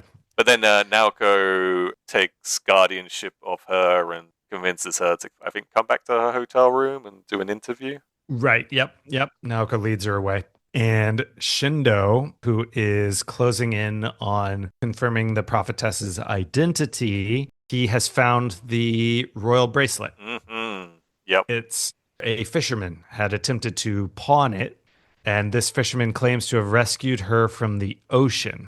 When questioned how she might have survived, we get a cool flashback to the head of the UFO Society. It's this like artful jump cut. Oh, this moment. And this is hilarious because he explains that there's like dimensions around us. Oh, yeah. Yeah, this is like what's it called? The Godin machine. How can we explain that this plane exploded and she walked off it and she survived? And he's just like, give me 5 seconds. When that bomb went off, a new dimension opened up because there's lots of different dimensions we can't see around us. It's like a cutaway, and I've used this before with Honda, like a Wes Anderson movie nowadays. Yeah, that's right. Yeah, absolutely. Yeah. Yeah, he's just sitting in his office behind his desk calmly, and he's like, I'm going to explain this to you. He's just staring straight at the camera. Yeah. He says that the explosion of the plane created a doorway into one of the many alternate dimensions connected to our own. She fell into this dimension and then back out of that dimension, thus surviving the... And it's funny how like little things like that, the fact that the person's from Venus, that is so far from what we've known before, but just because it's presented so well, I buy it way more than... Yeah. You know, I think one of the MVP NPCs was the Coast Guard, who is rational because he was the only rational character. Right. Because everyone else is presented as like a foolish comic buffoon. But because everyone's serious in this movie, I'm like, yeah, no, totally buy it. Yeah. That adds up. And there might be a bit of an element of Stockholm Syndrome at play now, too. Sure, like, yeah. We've been in here for so long that we're like, oh, yeah, there's dimensions around this one. I dig it entirely, yeah. Sure. Explosion opened the door, yeah. So Naoko, we're back with her, and she brings the princess to a hotel where it just so happens that the Selgian assassin, along with his scowling fedora-wearing gangsters, he's just standing in the hallway. What are the odds there? Yep. It's convenient. It's a small place, Tokyo. I guess so, yeah. And he sees her, and then in Naoko's actual hotel room, we learn that the Shobijin sort of stowed away in her handbag, jumping ship from that cruise liner earlier that they all were on together. And we see this like Naoko has her handbag on the bed, I want to say, and she just kind of moves it.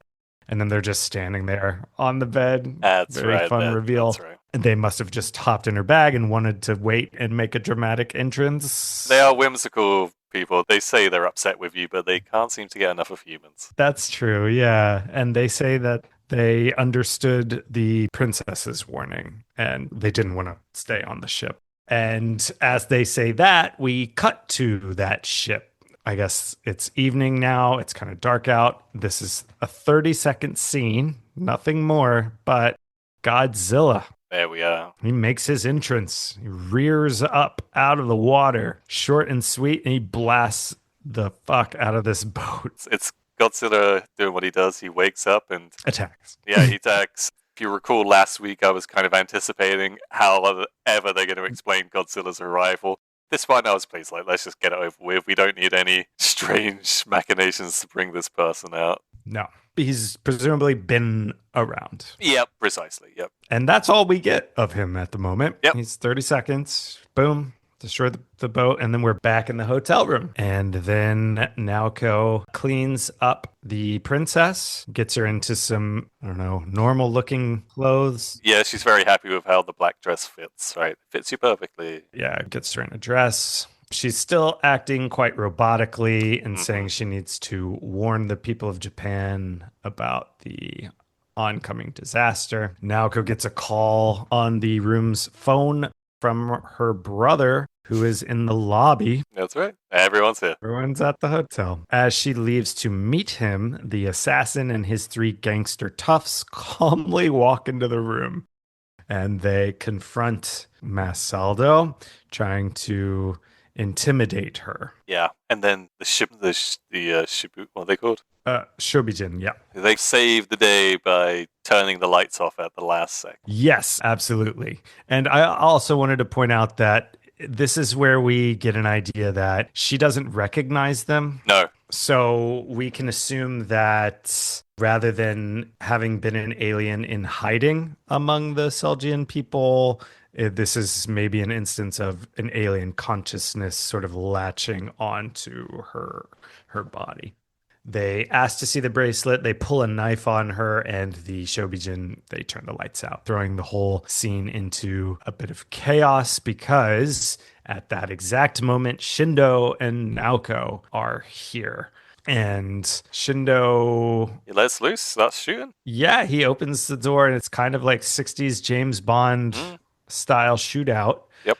In the hotel room. Somewhat inconclusive. Missing yeah, every shot. That's right. Everyone misses his shots, which, I think that's a step backward because, in Mothra, we had an actual death. One shot, one kill. Yeah. And at least they had the guts to do that, right? Yeah. But, I mean, this is another new thing for a Godzilla movie. A shootout. A shootout. Yep, absolutely. Yeah. The door gets shut again with Shindo and Naoko still outside. And by the time I think they do something with like the fire alarm in the hotel or something to somehow get back in the room. I don't know. But by the time they do, the assassin and his gangster henchmen are gone out the window. I found that odd. They seemed easily spooked. Yes. Like the fairies turn off the lights and their first thought is like, who's here? Who's found us? Right. Rather than like, let's just kill her and run away. And even when this one police officer shows up against these 4 armed men, it may be them that hits the fire alarm so they can escape with a crowd of people. Right. They are oddly, shakeable. They just pieced out. But the princess is still here. Yeah. They didn't take her. It's great. She is seated in the corner and she is reading a book about clinical amnesia. Oh, yeah. In the dark. Can you explain that moment to me? Because the brother, the cop, shows up and he reads this book and he's baffled by the fact that she's reading this, as you say, in the dark and while all these bullets are firing. What is this meant to represent? Just some like foreign understanding of intellect, or the amnesia thing is connecting to her. So I think situation. it's a clumsy lead into a plot device to get Mhm. Shindo to take her to the Oh, doctor I that see. Neurologist or yeah, what have you. I think Yeah. he specifically even says later that it's an amnesia specialist. Right.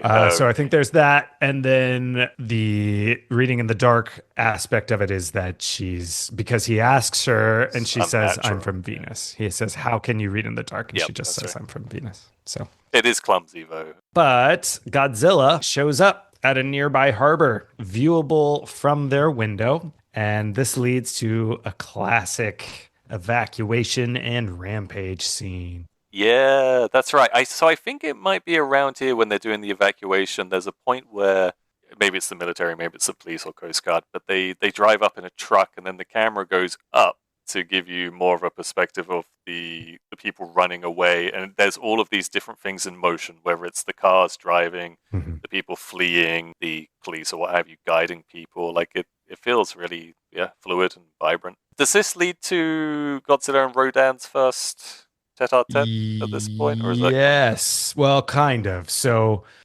also in this scene, we see Godzilla's eyes blinking, we see the mouth opening, and yes, Mm-hmm. we hear a whistling sound in the distance. Godzilla looks Right. up to the sky and we see this tiny black speck which quickly becomes Rodan. The two monsters don't really make contact now, but Godzilla definitely clocks Rodan. Yeah. He's going to make, later on when they come to blows, just a pair of them, Godzilla is going to make some very wonderful faces of how you would feel as a human in that situation. Perhaps he does it in this scene as well, where it's just, he portrays confusion very well. It's the magic of the model, I guess, but he has very distinct, like, facial expressions of feelings you wouldn't necessarily. Because, like, what I love about this movie is we're going to explore Godzilla's feelings, but up until this point, the only feelings we ever knew he had was anger and pain, basic. But now we're going to see like confusion and frustration and many other kind of thoughts and feelings. Oh, yeah. So Shindo, we're now back with him. He takes the princess to an esteemed, I think he even says psychiatrist, but definitely, Okay, yeah. I assume it's more than that. But up in the mountains to treat her for what he still believe or what he believes now to be amnesia. And after running tests, the doctor says there's nothing wrong with her, but that a hypnotic drug that he's made will get her to explain Yep. who she really is. From the other end of the room, the mad but not so mad prophetess Masaldo says, "Don't you get it? King Ghidorah will turn this planet into a tomb." Yeah, that's amazing line, isn't it? Ah, it was, yeah, I, in all caps, I wrote, I love Yeah. that line. Yeah, Yeah. absolutely. Wow. Which is great. It's a great reminder of this is where we're supposed to be heading. Yeah. And again, Can't wait to see. these are those apocalyptic overtones that are just all over this movie. It's fantastic. She then gives some backstory. She explains that Venus was once more advanced than Earth, Mm, and that, 5,000 years ago. yeah, and that King Ghidorah, who is a space monster, completely wiped it out, and that the Earth's own end is imminent. We then learn from a loudspeaker announcement that Godzilla and Rodan are heading to Mount Fuji. And here now we have our first monster on monster action. Okay, right on. Rodan sideswipes Godzilla, flying in at full speed. Absolutely knocks him over. Godzilla's on his ass a lot during this fight. I know, yeah, it's incredible. Between Mothra in the last film and this, Godzilla is not having a good time against his opponents. No, he clearly can't deal with the airborne monsters at all. Oh yeah. Back on Mount Kurodake, Dr. Mirai and his team see the meteor burst open in this crazy pyrotechnic display. There are sparklers, explosions, there's hand drawn animation, which is really cool. Hmm. And this ends with King Ghidorah in all his glory, wings flapping, heads and necks waving. We get another speed zoom. Oh, that's right. Yeah, the speed of the movie, the frames goes so rapid.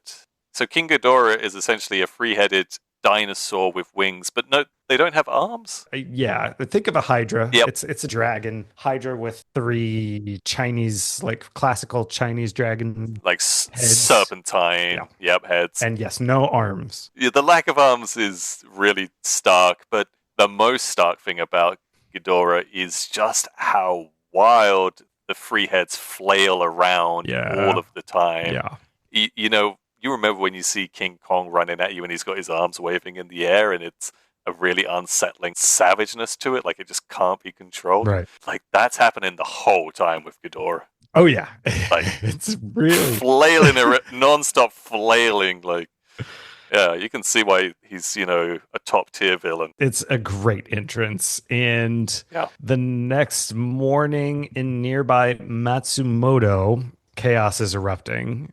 Loudspeakers are announcing that a monster identified as King Ghidorah, which I don't know how they learned this, but they crowned it. Yeah, that's okay. So they've identified it as King Ghidorah somehow, and people are running down the streets. Sirens are wailing. This little black speck is visible in long shots above the city, coming closer and growing every second. It's a really cool sequence, this evacuation. And we have a reactionary government press conference. Right. A couple of takeaways from that scene is it comes across very seriously, and they're clearly asking questions of the government, like, how on earth are you ever going to deal with Godzilla, Rodan, King Ghidorah? Yeah, they're being taken to task here. Really being taken to task. Yeah. And two really satisfying things. I believe it's the defense minister that speaks up. The first satisfying thing that he does not say is, we're going to use electricity. So we're not doing the usual dig a ditch and sap these fools. But he points out, it's not too relevant to the story at all, but he points out this isn't just Japan's problem, this is the world's problem. Yeah. And then, which really has no bearing on the movie, but I guess it's Honda having his piece. And then he says, and I guess it's Honda again, and he questions the audience as like, are you daring to suggest that we use atomic bombs on Godzilla and Rodan? What a terrible decision that would be. Yeah. You want to bomb them again. Maybe that's Honda's moment, I guess, in this movie. Maybe so, yeah. It's a great scene. Yeah, it's serious. It's not like foolish in any way. Right, and it's our first time seeing the government on the defensive, facing so much scrutiny. People are pissed. There are 3 kaiju rampaging around Japan now. This is not... It's not 1, it's not 2 fighting each other out in the countryside. I mean, there's 3 cities are being messed up at the same time. Decisions need to be made, right? We can't not act. Yeah, and after the defense secretary, I believe, is the one who says that it's the world's problem now, he then says, let God's will be done, basically admitting, like, yeah, we don't know. Yeah. We go to Godzilla and Rodan for a hand puppet throwdown. Very zoomed in. Is this when Rodan's going at Godzilla's head, kind of like pecking at it? Yes. Godzilla, he shoots some spray, some atomic breath, and then, Rodan just starts pecking him. So I think Rodan takes the atomic breath like literally inches from his face and stomachs it quite well. But yes, once Rodan starts pecking at Godzilla, the faces Godzilla is pulling, I could totally empathize with him. Like, he looks like frustrated and pissed off and like upset at the same time, which I imagine being like pecked at by a massive bird would do to you. Of just like, I don't know how to stop this. It's very upsetting and irritating. And he pulls it off. Like you could see in his face, he's just like, what is going on here? This is dreadful.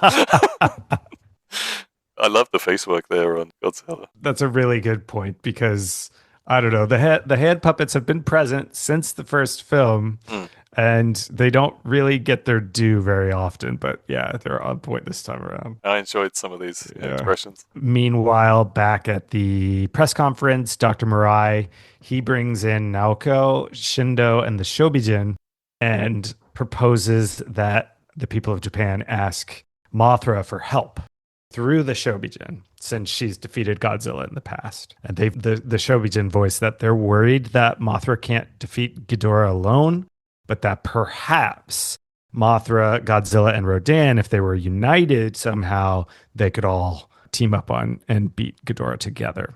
The Shobijin say they'll ask, but the committee meeting is interrupted by Ghidorah blowing over Tokyo. Yeah, they blow up some big... I don't know if they blow up Tokyo Tower. They blow up. They blow up a major arena. Mm-hmm. I don't know which one it is. Major sumo arena. Again, like just how wildly Ghidorah flails their head and is constantly blasting out these yellow destructive electricity rays. Yeah, you can believe that. Yeah, this is definitely a bigger deal than Godzilla is. Yeah, Ghidorah is And they captured this pretty well in his one appearance in the American movies. Just absolute destruction. Yeah, completely next level. Yeah. Yeah, the wind off his wings is blowing shit up, but at the same time, yes, lightning bolts, forked lightning bolts coming from each head Yeah. as they wildly flail. Yeah. Yeah, wildly. Yeah. After Ghidorah's flyby, the committee's basically like, yeah, let's get Mothra in here. So we get an extended version of the Mothra song. The same thing as last time. The little ladies' faces are superimposed. We're back to Infant Island. Yeah, we're back at Infant Island. We get the same sort of worshipping of Mothra in the cave. Yeah. And then the larva sets sail. That's right. Here's the cool. They kind of, I wouldn't say it differs. It takes a bit of warming up to the idea of and helping. Again, just the same sort of wild image of this larva on top of the water, just zooming away like a jet ski. Doing its laps, yep. We then jump to a scene in which the princess has been hypnotized by a Shindo psychologist, where she gives a bit more of her backstory as a Venusian. She escaped her planet. She assimilated among Earthlings, and apparently a few other Venusians escaped as well. Right. Her and the other survivors have been reincarnating, I guess, over the years, or surviving as consciousnesses that sort of hop from host body to host body. It's not super specific in how it's explained. No. So we can we get this loose idea that their consciousnesses are jumping around and are still here. I kind of understand why they're doing it. They're basically just trying to tell you that we understand this is the princess's body, but you just have to understand the princess is no longer there. This is purely the Venetian. Kind of hammering that real hard home. And we as the audience are getting that hammered in, but none of the men in suits in the scene or lab coats seem to be able to understand this concept. Right. Because after she's done laying all that out there, the doctor pauses for a beat and then he's like, let's try shock therapy. So we've done everything we can here, folks. So you know what? We were feeling a little down because there were no volts of electricity in this. Yes, that's true. That's a fair point. Yeah, they are. Here it is. Yeah. In this case, she's going to get 500 of them, volts. So she hopes. But as this treatment begins, the assassin and his gangsters sneak in and they ratchet the machine up to 3,000. Yep. All the way to the edge. You watch them turn that knob slowly and precariously to the heavy red warning side of the scale. Yeah. Yeah. Oh my goodness. And as that is about to take place, we cut to some more Godzilla versus Rodan. It's a fun fight. Godzilla's just, repeatedly getting wrecked. Rodan picks Godzilla up, flies him around. Carries over. Yeah, that was a wonderful scene. Yeah. Like, fair play to Rodan. That speaks to their strength because, he picks Godzilla up from the back and he's flying towards Mount Fuji, I guess, and you can just see Godzilla, helplessly flailing while he's carried aloft into the sky. Yeah. It's a beautiful sight. It's a good image. Yeah, definitely worth seeing. And then drops him on some electricity towers, which serendipitously saves the princess from getting fried. Right. That's what's going on here. We get another shootout between Shindo and the assassins. It's pretty slow and silly. It involves a lot more misses. And then the assassins escape once again out a window. Yep. At one point, Shindo clubs one of the gangsters on the head with a wrench before stealing his gun. The hero squad then grabs the wooden case with the Shobijin, the princess, and then they jump in a car and skedaddle. At the foothills of Mount Fuji, Godzilla and Rodan are still throwing down, but Godzilla finally does some damage. He throws Rodan down and starts bludgeoning him, with his tail. Have we got to the tennis rally part yet? Oh my God. So there's some more... We get more puppet work. Rodan kicks up a few whirlwinds. Godzilla kicks a few boulders over at him, a la his fights with King Kong. Yep, that's right. And then some more evacuation scenes in the countryside. Mothra shows up, and the Shobijin urge the hero squad to get out of the car that they're currently retreating in and climb a nearby hill to get a vantage point and watch the kaiju interact with one another. Yes. Yeah. This is where I made the comment in my notes that this set, I think now that Mothra enters the picture, we see the full scope of the Mount Fuji set. It's massive. Yeah, you got the free kaiju, and there is definitely a perspective thing because Mothra is far higher than the other two. So it's quite a large set. Yeah. Yeah. Rodan and Godzilla have what is maybe, as she shows up, maybe the most engaging monster on monster skirmish we've seen. And it's basically, volleyball. It's a tennis rally or a volleyball rally with a boulder. So I would say at this point, we have talked about aliens and some goofy stuff, singing to Mothra and all this. But for sure, up until this moment, other than Rodan carrying Godzilla aloft, there weren't really any moments that really took you out of the movie. You'd be like, oh, this really kind of tastes different to the rest of the movie and looks and sounds different. But watching Godzilla and Rodan, they're essentially kicking this boulder to one another and then hitting it back, having like a tennis-like rally, even using their head. It is reminiscent of like watching highlights of a soccer match or something that have been. It is hilarious. It's a little bit childish. I don't know, maybe. It's just so like, childish. Are you kidding? Yeah, so it really clashes with the movie, but you're very happy to see it. Only in a Godzilla movie would they do this, and someone thought it was fitting with the movie. Like, I've got this great idea, fellas. They're gonna hit this boulder back and forth, and let's do it. Make it happen. And Mothra, they keep cutting to Mothra, who is basically like spectating or cheering, or yes, and his head. It's going back and forth. It's following the boulder. Yeah, exactly. And it's not, remember, it's not the moth, it's still the larva, like the nasty brown caterpillar, and its head is swiveling left and right as the tennis ball or the boulder goes from one side to the other, like it is. She showed up and just got a show as soon as she arrived. I mean, they volley like 10 volleys, and finally... It is a heavily long volley, and finally Godzilla takes the boulder in the noggin, and then Mothra shoots each of them in turn with its silk. Seen enough of this nonsense. Yeah, and as each of them gets sprayed, the other one like childishly laughs. So speaking to what I said earlier, like we've only seen pain and anger from Godzilla, but now we're seeing like frustration and Schadenfreude.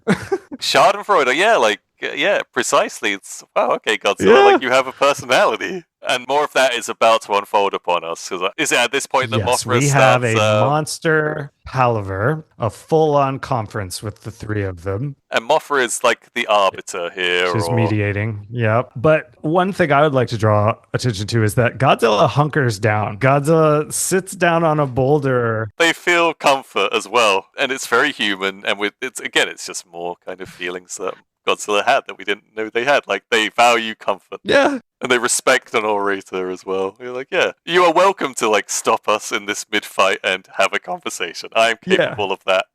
And on the hill are band of heroes, and I think there are even a couple of the doctors. They're all sort of talking amongst themselves, and someone's like, I wonder what they're saying. And I think Shindo replies, well, I don't know, I don't speak monster. And then the Shobijin are like, oh, we'll translate for you. Thank the Lord. They have live reactions as well. I think at one point they're going to call Godzilla and Rodan cowards. Yeah. So they translate what is basically like, and so it is just puppet work that we, the audience, see, but we also are getting the Shobijin's translation at the same time. And the monsters communicate that Rodan and Godzilla, they don't feel any urge to help humanity because they're constantly being, quote, bullied. That's it. There's like, they don't care about the humans, and then, and they bully us. And as I said for the elevator pitch, this is the couples therapy moment where Godzilla and Rodan are going to work out their feelings, and so they're refusing to fight with Ghidorah, that is, and I think they get called cowards by the humans. And I think Mothra's line of argument following that is, well, we share this Earth as well as the humans, and we should therefore protect the Earth. Absolutely. I think there is a quick cutaway in the middle of this therapy session that shows Ghidorah in a nearby town who has caused a rock slide, and that rock slide takes out the car full of gangsters and the Selgian assassin. He is the only survivor. The assassin, he's the only survivor, and I think he walks out bloodied, but he has a rifle with him. We then come back to Godzilla and Rodan, stubborn school children getting chided by Mommy Mothra, and they keep shoving each other.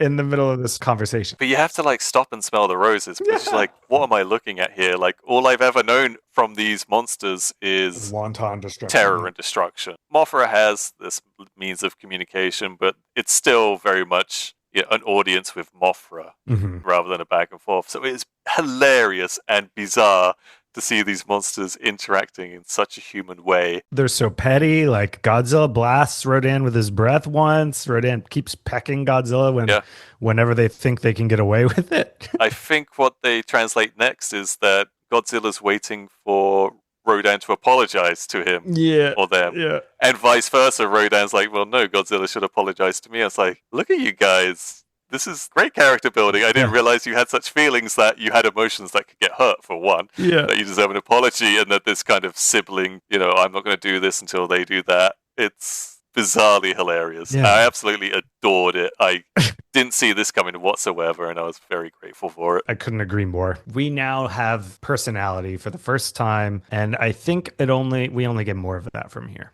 We do get a few cutaways to Ghidorah laying waste to the town nearby.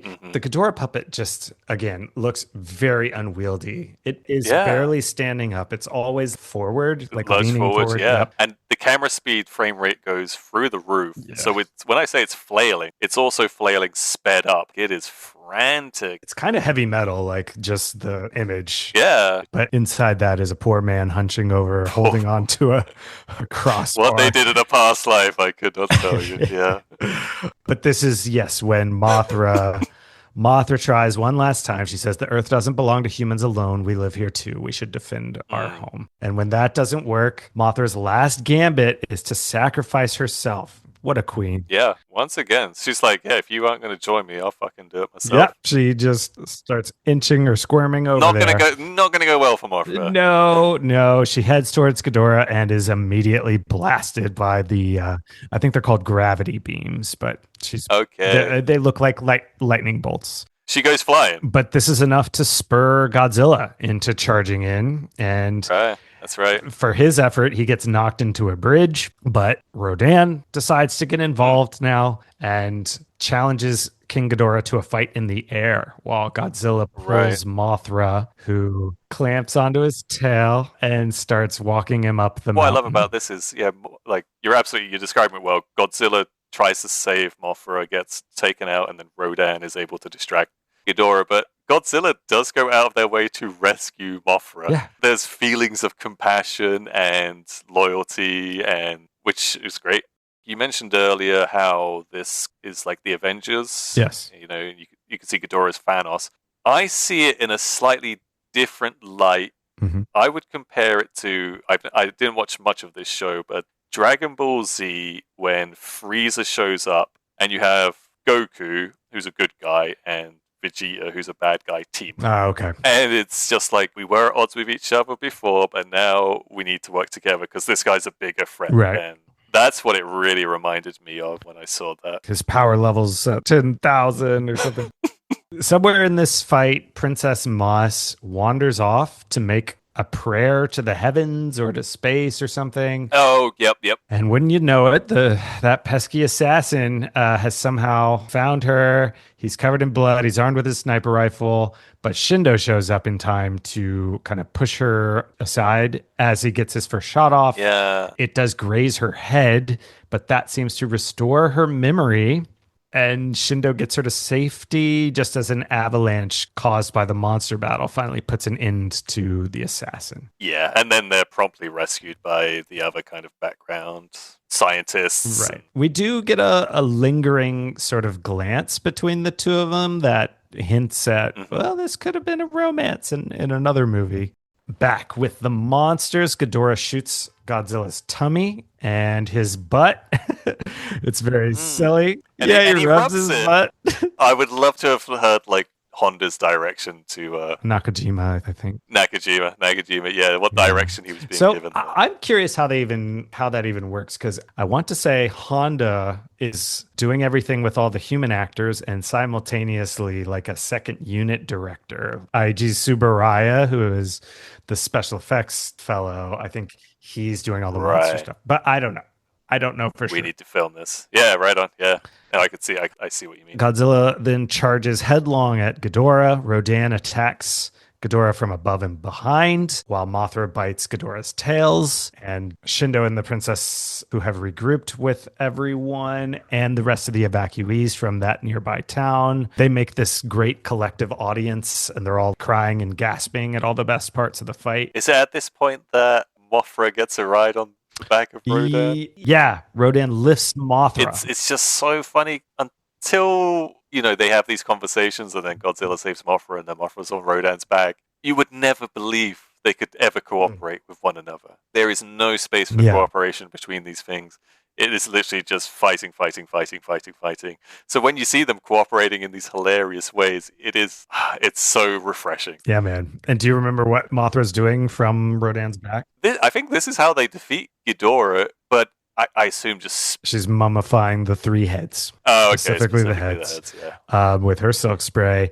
Godzilla then, after all three heads are pretty much incapacitated, Godzilla grabs Ghidorah by the tails and hurls him off a cliff. Right. Then he starts pelting King Ghidorah with boulders until he flies away, still with his heads wrapped up. Yep. It's a bit anticlimactic, the end of the battle. And, Ghidorah clearly survives to fight another day. Right, yeah. All four monsters, the three good ones, quote unquote, who are watching him leave, and Ghidorah himself, they're all bruised, but they're still alive. We then cut to pretty much an epilogue. The princess is back to her very elegant self that we only really saw her in the opening scenes of the movie, but now she's looking very much her royal self again. It's a press conference at which, all of our main players are in attendance, Naoko and Shindo and the Shobijin and the amnesia specialist and Dr. Mirai. The amnesia doctor explains that the bullet gave her memory back, and we're getting a bit sloppy towards the end, bit. The princess then stands up mid-conference and kind of picks Shindo out of the crowd and comes up real close to him and thanks him for saving her life. It's a very intimate moment. Some of her was still in there at the time. And then we see her plane depart. We see Mothra take off over the water back to Infant Island. Godzilla and Rodan watch Mothra take off back home. And the Shobijin, I think, have the last line in the movie, which is sayonara. We're very much under the premise that they're not going to go back to business as usual, right? No one's now worried that Godzilla and Rodan could destroy Japan. We're all like, nope, this is all. We're all on each other's side. So, yeah. That mutual world based on trust that we dream for is coming. Absolutely, yeah, man. There's the through line here. Okay, so final thoughts. I was worried that I was going to be seeing something similar to the previous two movies, and that did not happen. And in fact, a lot of the stuff was a lot better and sincere and really provoked. And then the stuff with like Mothra, Godzilla, and Rodan just becoming personalities in this hilarious conversation that I never saw coming. I just assumed they were just going to have a big bash, and they end up having conversations where they have feelings and they act like petulant children. Yeah. Ghidorah is really well presented. It really comes across as this terrifying, frenetic, destructive, completely evil.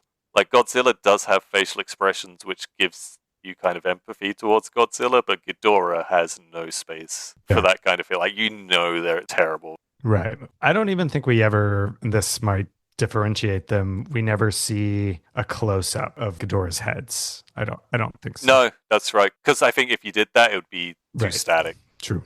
And he's always in such wild, herky-jerky motion. I guess last thing, like, if I could put the first movie in a separate category, this would easily be the best of them. That's my exact feeling as well, man. I loved the apocalyptic doomsday mood. I loved the aliens. The whole first 2/3 of the movie just feel like a really well-made film. Yeah. There are fun dashes of absurdist sci-fi stuff. We've got the Selgian costuming, the tone. Even though we're still in the Showa era, the scale feels more global, even though we're still in Japan somehow. There's sick camera moves, editing techniques, monster action is full on absurdity. It's just got everything you could want. And it feels more adult than the last two entries. Man, yeah. This was reportedly a rush job, but it doesn't feel that way at all.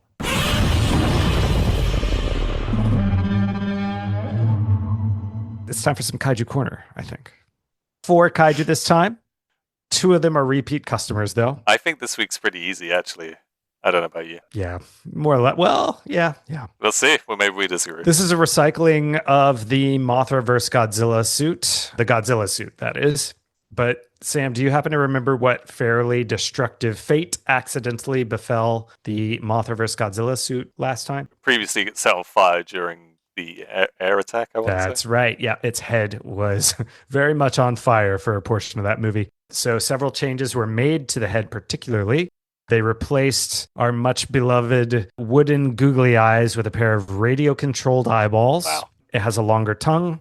It has a reduction in the size of the upper lip and teeth as well. Wow. Personality-wise... We can rebuild him. We have the technology. Yeah, man, yeah. Radio-controlled eyes. The longer tongue.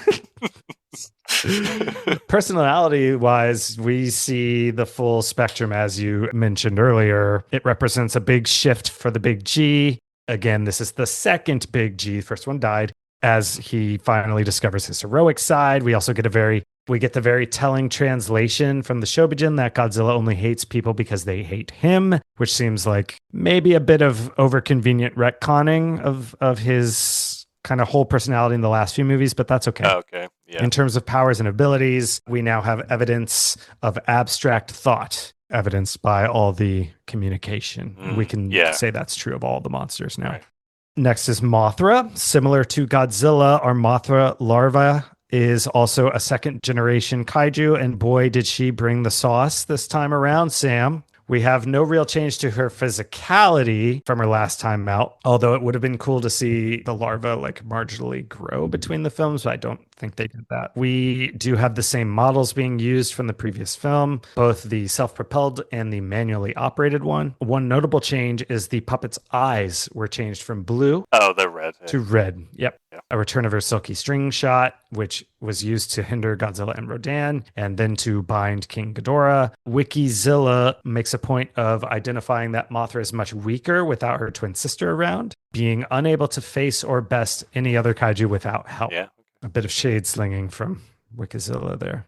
Rodan, the flying battleship. Oh, great name. This atomic monster bird and kaiju of the skies is an irradiated pterodon whose egg was hidden deep underneath Japan's Mount Aso for over 200 million years. We can all say it together now. Radiation from an atomic bomb test in the 50s supercharged the egg, causing it to hatch, and it angered it enough to start terrorizing the world's skies at Mach speeds. There were 2 Rodans in its solo film, and apparently they both died thanks to a combination of some crafty Japan Self-Defense Force missiles and molten lava. Ooh. The Rodan we see in this film, which is its first cinematic appearance in 8 years, is either a survivor of that showdown or their offspring. We don't really know.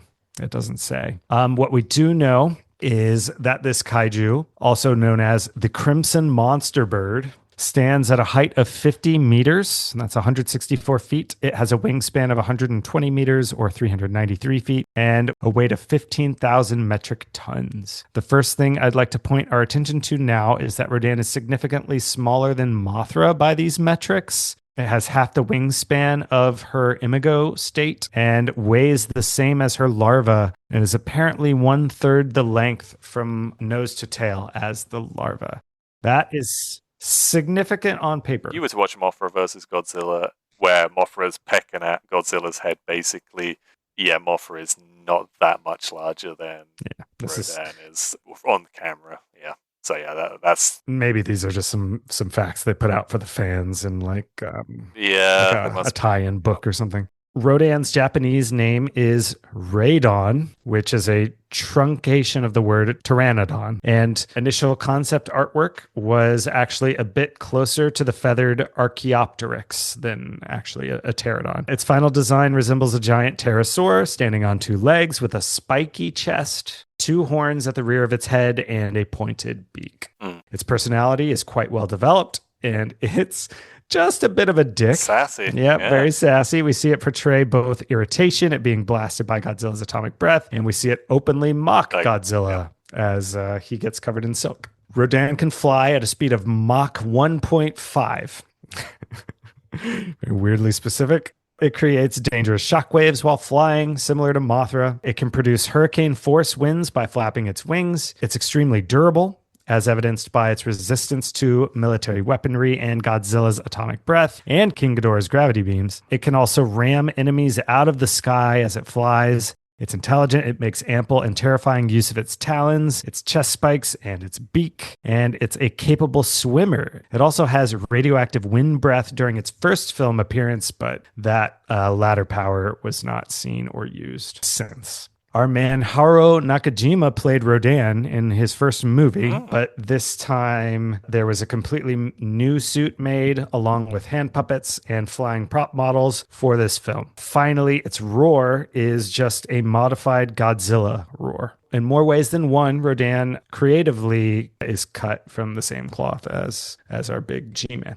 And our last towering kaiju contender is the Big Kahuna, the supreme ruler of the cosmos, King Ghidorah. Heck yeah. And who gave him that title? Maybe we'll hear it in other movies. Yeah. It's also known as Monster Zero, the demon of the galaxy, and the demon king of the universe. Wow. This extraterrestrial three-headed dragon stands at 100 meters tall, which is 328 feet. It is the tallest in the Showa Godzilla series. It has a wingspan of 150 meters. That's about 500 feet. A weight of 30,000 metric tons, double that of Rodan and the Mothra larva, and a good 10,000 tons heavier than Godzilla. Yeah, I'm glad they're presenting it as significant. For sure. You need other kaiju on your side to take him down. We've already discussed Ghidorah's origin at length during our review and recap, but we can also add here that its name is a play on the Japanese word Hidora, which means Hydra.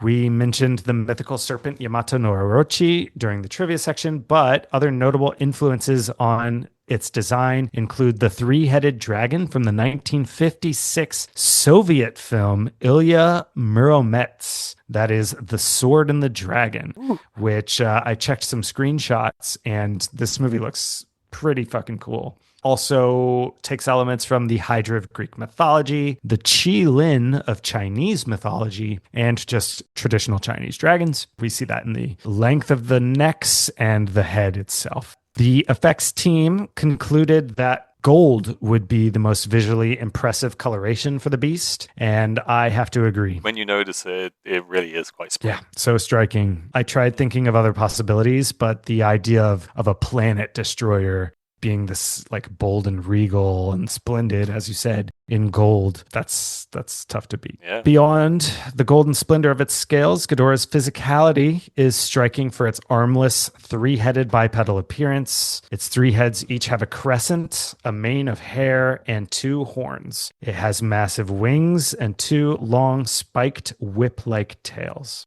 In the official Godzilla compendium, its personality is described as malevolent and evil, and he's said to destroy entire planets for his own amusement. It's capable of flight at Mach 3, which is twice as fast as Rodan. When he flies through space, he can apparently surpass Mach 400. Rifling through space. Just knocking planets off their axes, I guess.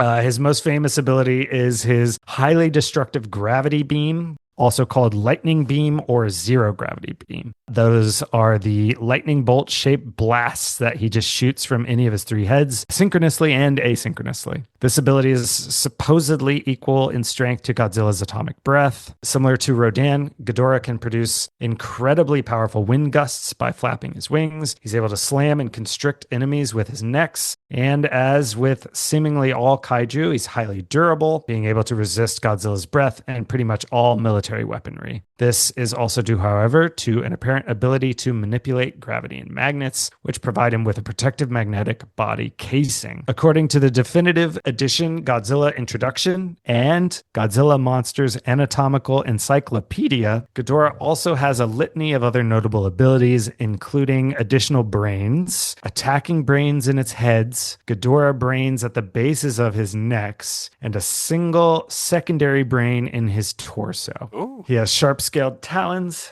telepathy, the ability to emit poisonous gas from his mouths and tails, a bioradar in his horns that prevent him from becoming lost in space. Where are we getting this from?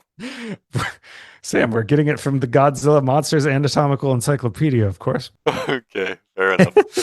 The emission of anti-gravity from his wings, and his scales are poisonous. What can he not do? Maybe, that's how he's got his title, really. Demon King of the Universe, yeah. No competition. Its roar was produced by an electone electronic organ. It's a fun departure from most of the other kaiju, which are usually taken from like animal sounds. And that also lends itself to Ghidorah's otherworldly nature. Because, yeah, it sounds very unique. We also touched on this in trivia a little bit, but bringing Ghidorah to life took immense collaboration and coordination from the design and effects teams, and it still ended up being a total nightmare for both Shuichi Hirose, who was inside the suit, the perpetually hunched over suit actor, I should say, and the practical effects team. They used wires to control its head, wings, tails, and various sections of its necks, all manipulated by the effects staff who were moving around in scaffolding above the soundstage where lighting equipment was also hung. If Ghidorah had to jump, the whole suit was rigged with wire and heave-ho hoisted by a group of staff. Last but not least, Ghidorah made 4 live-action appearances in Cartoon Network's Courage the Cowardly Dog. I don't know if you ever saw this cartoon. Yeah, no, I remember that one growing up. Yeah. So I didn't remember this either,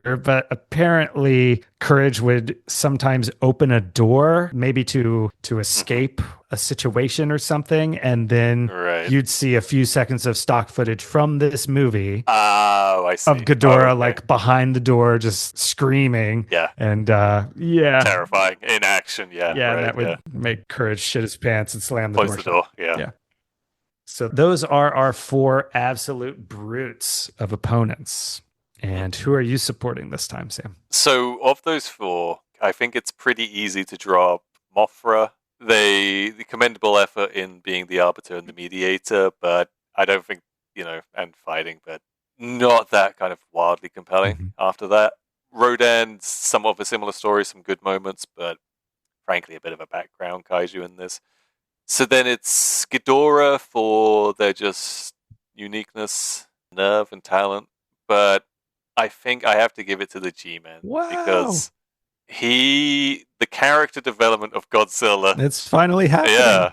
His development, his antics in the conversation, expressing his emotions, even the faces he was pulling with those radio-controlled eyes of just like, fucking hell, this is irritating and painful. Someone please help me. And of course, played his part in the tennis volleyball rally between him and another good scene. Getting one of our best kaiju moments. Yeah, getting zapped thus far. Zapped in the ass and the belly and like reacting in an over-the-top funny way. I think Godzilla had a great movie. Great performance. You've summed it up better than I ever could. I would have been tempted to say Ghidorah just because it's so striking and new and unique, but no, you've made such a compelling argument. I can't agree more. Right on. Yeah. Big G, you're back. You can lose your confidence losing a couple in a row, but Godzilla remembered what they can offer. 100%. Delivered. And we need to give one more award away, Sam. That is the MVP NPC award.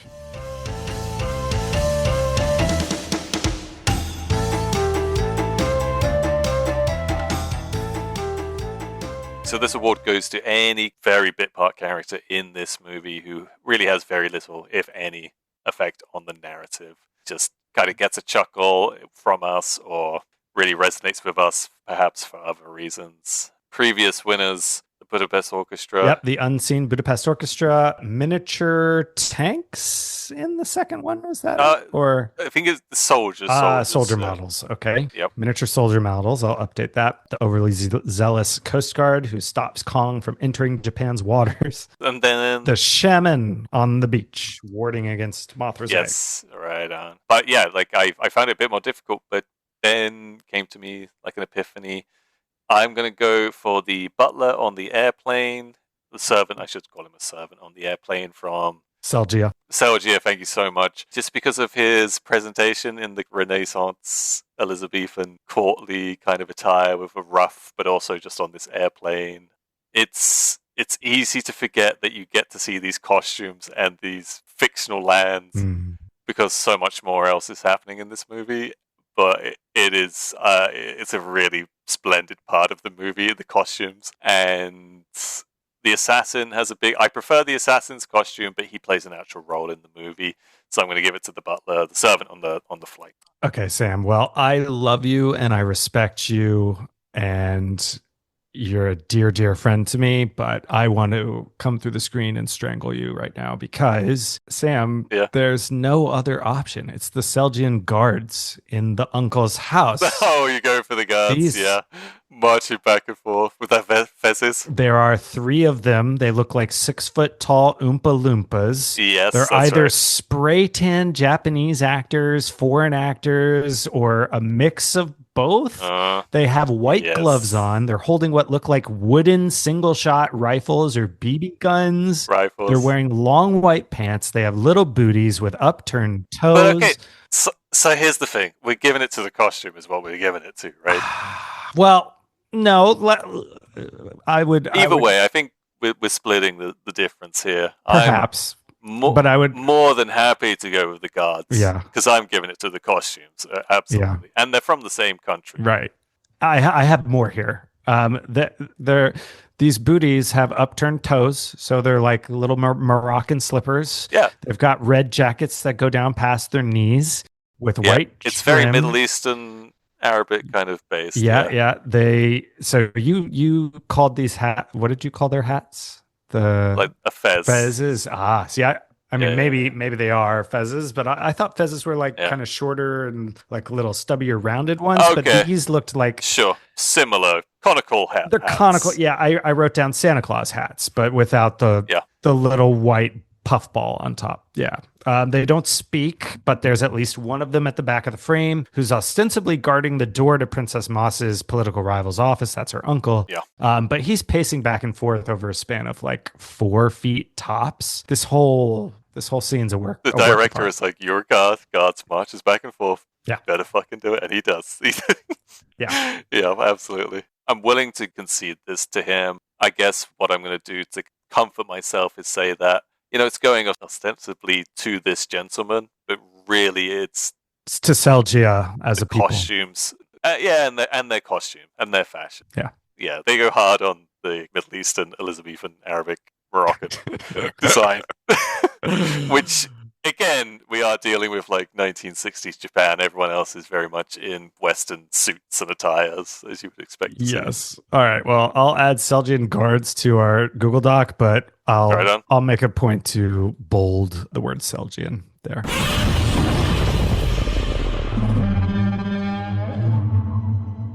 For our last segment, buddy, Monster Island bonus picks. What are you bringing to Monster Island? It is a Japanese martial arts, come samurai, come magic 60s movie.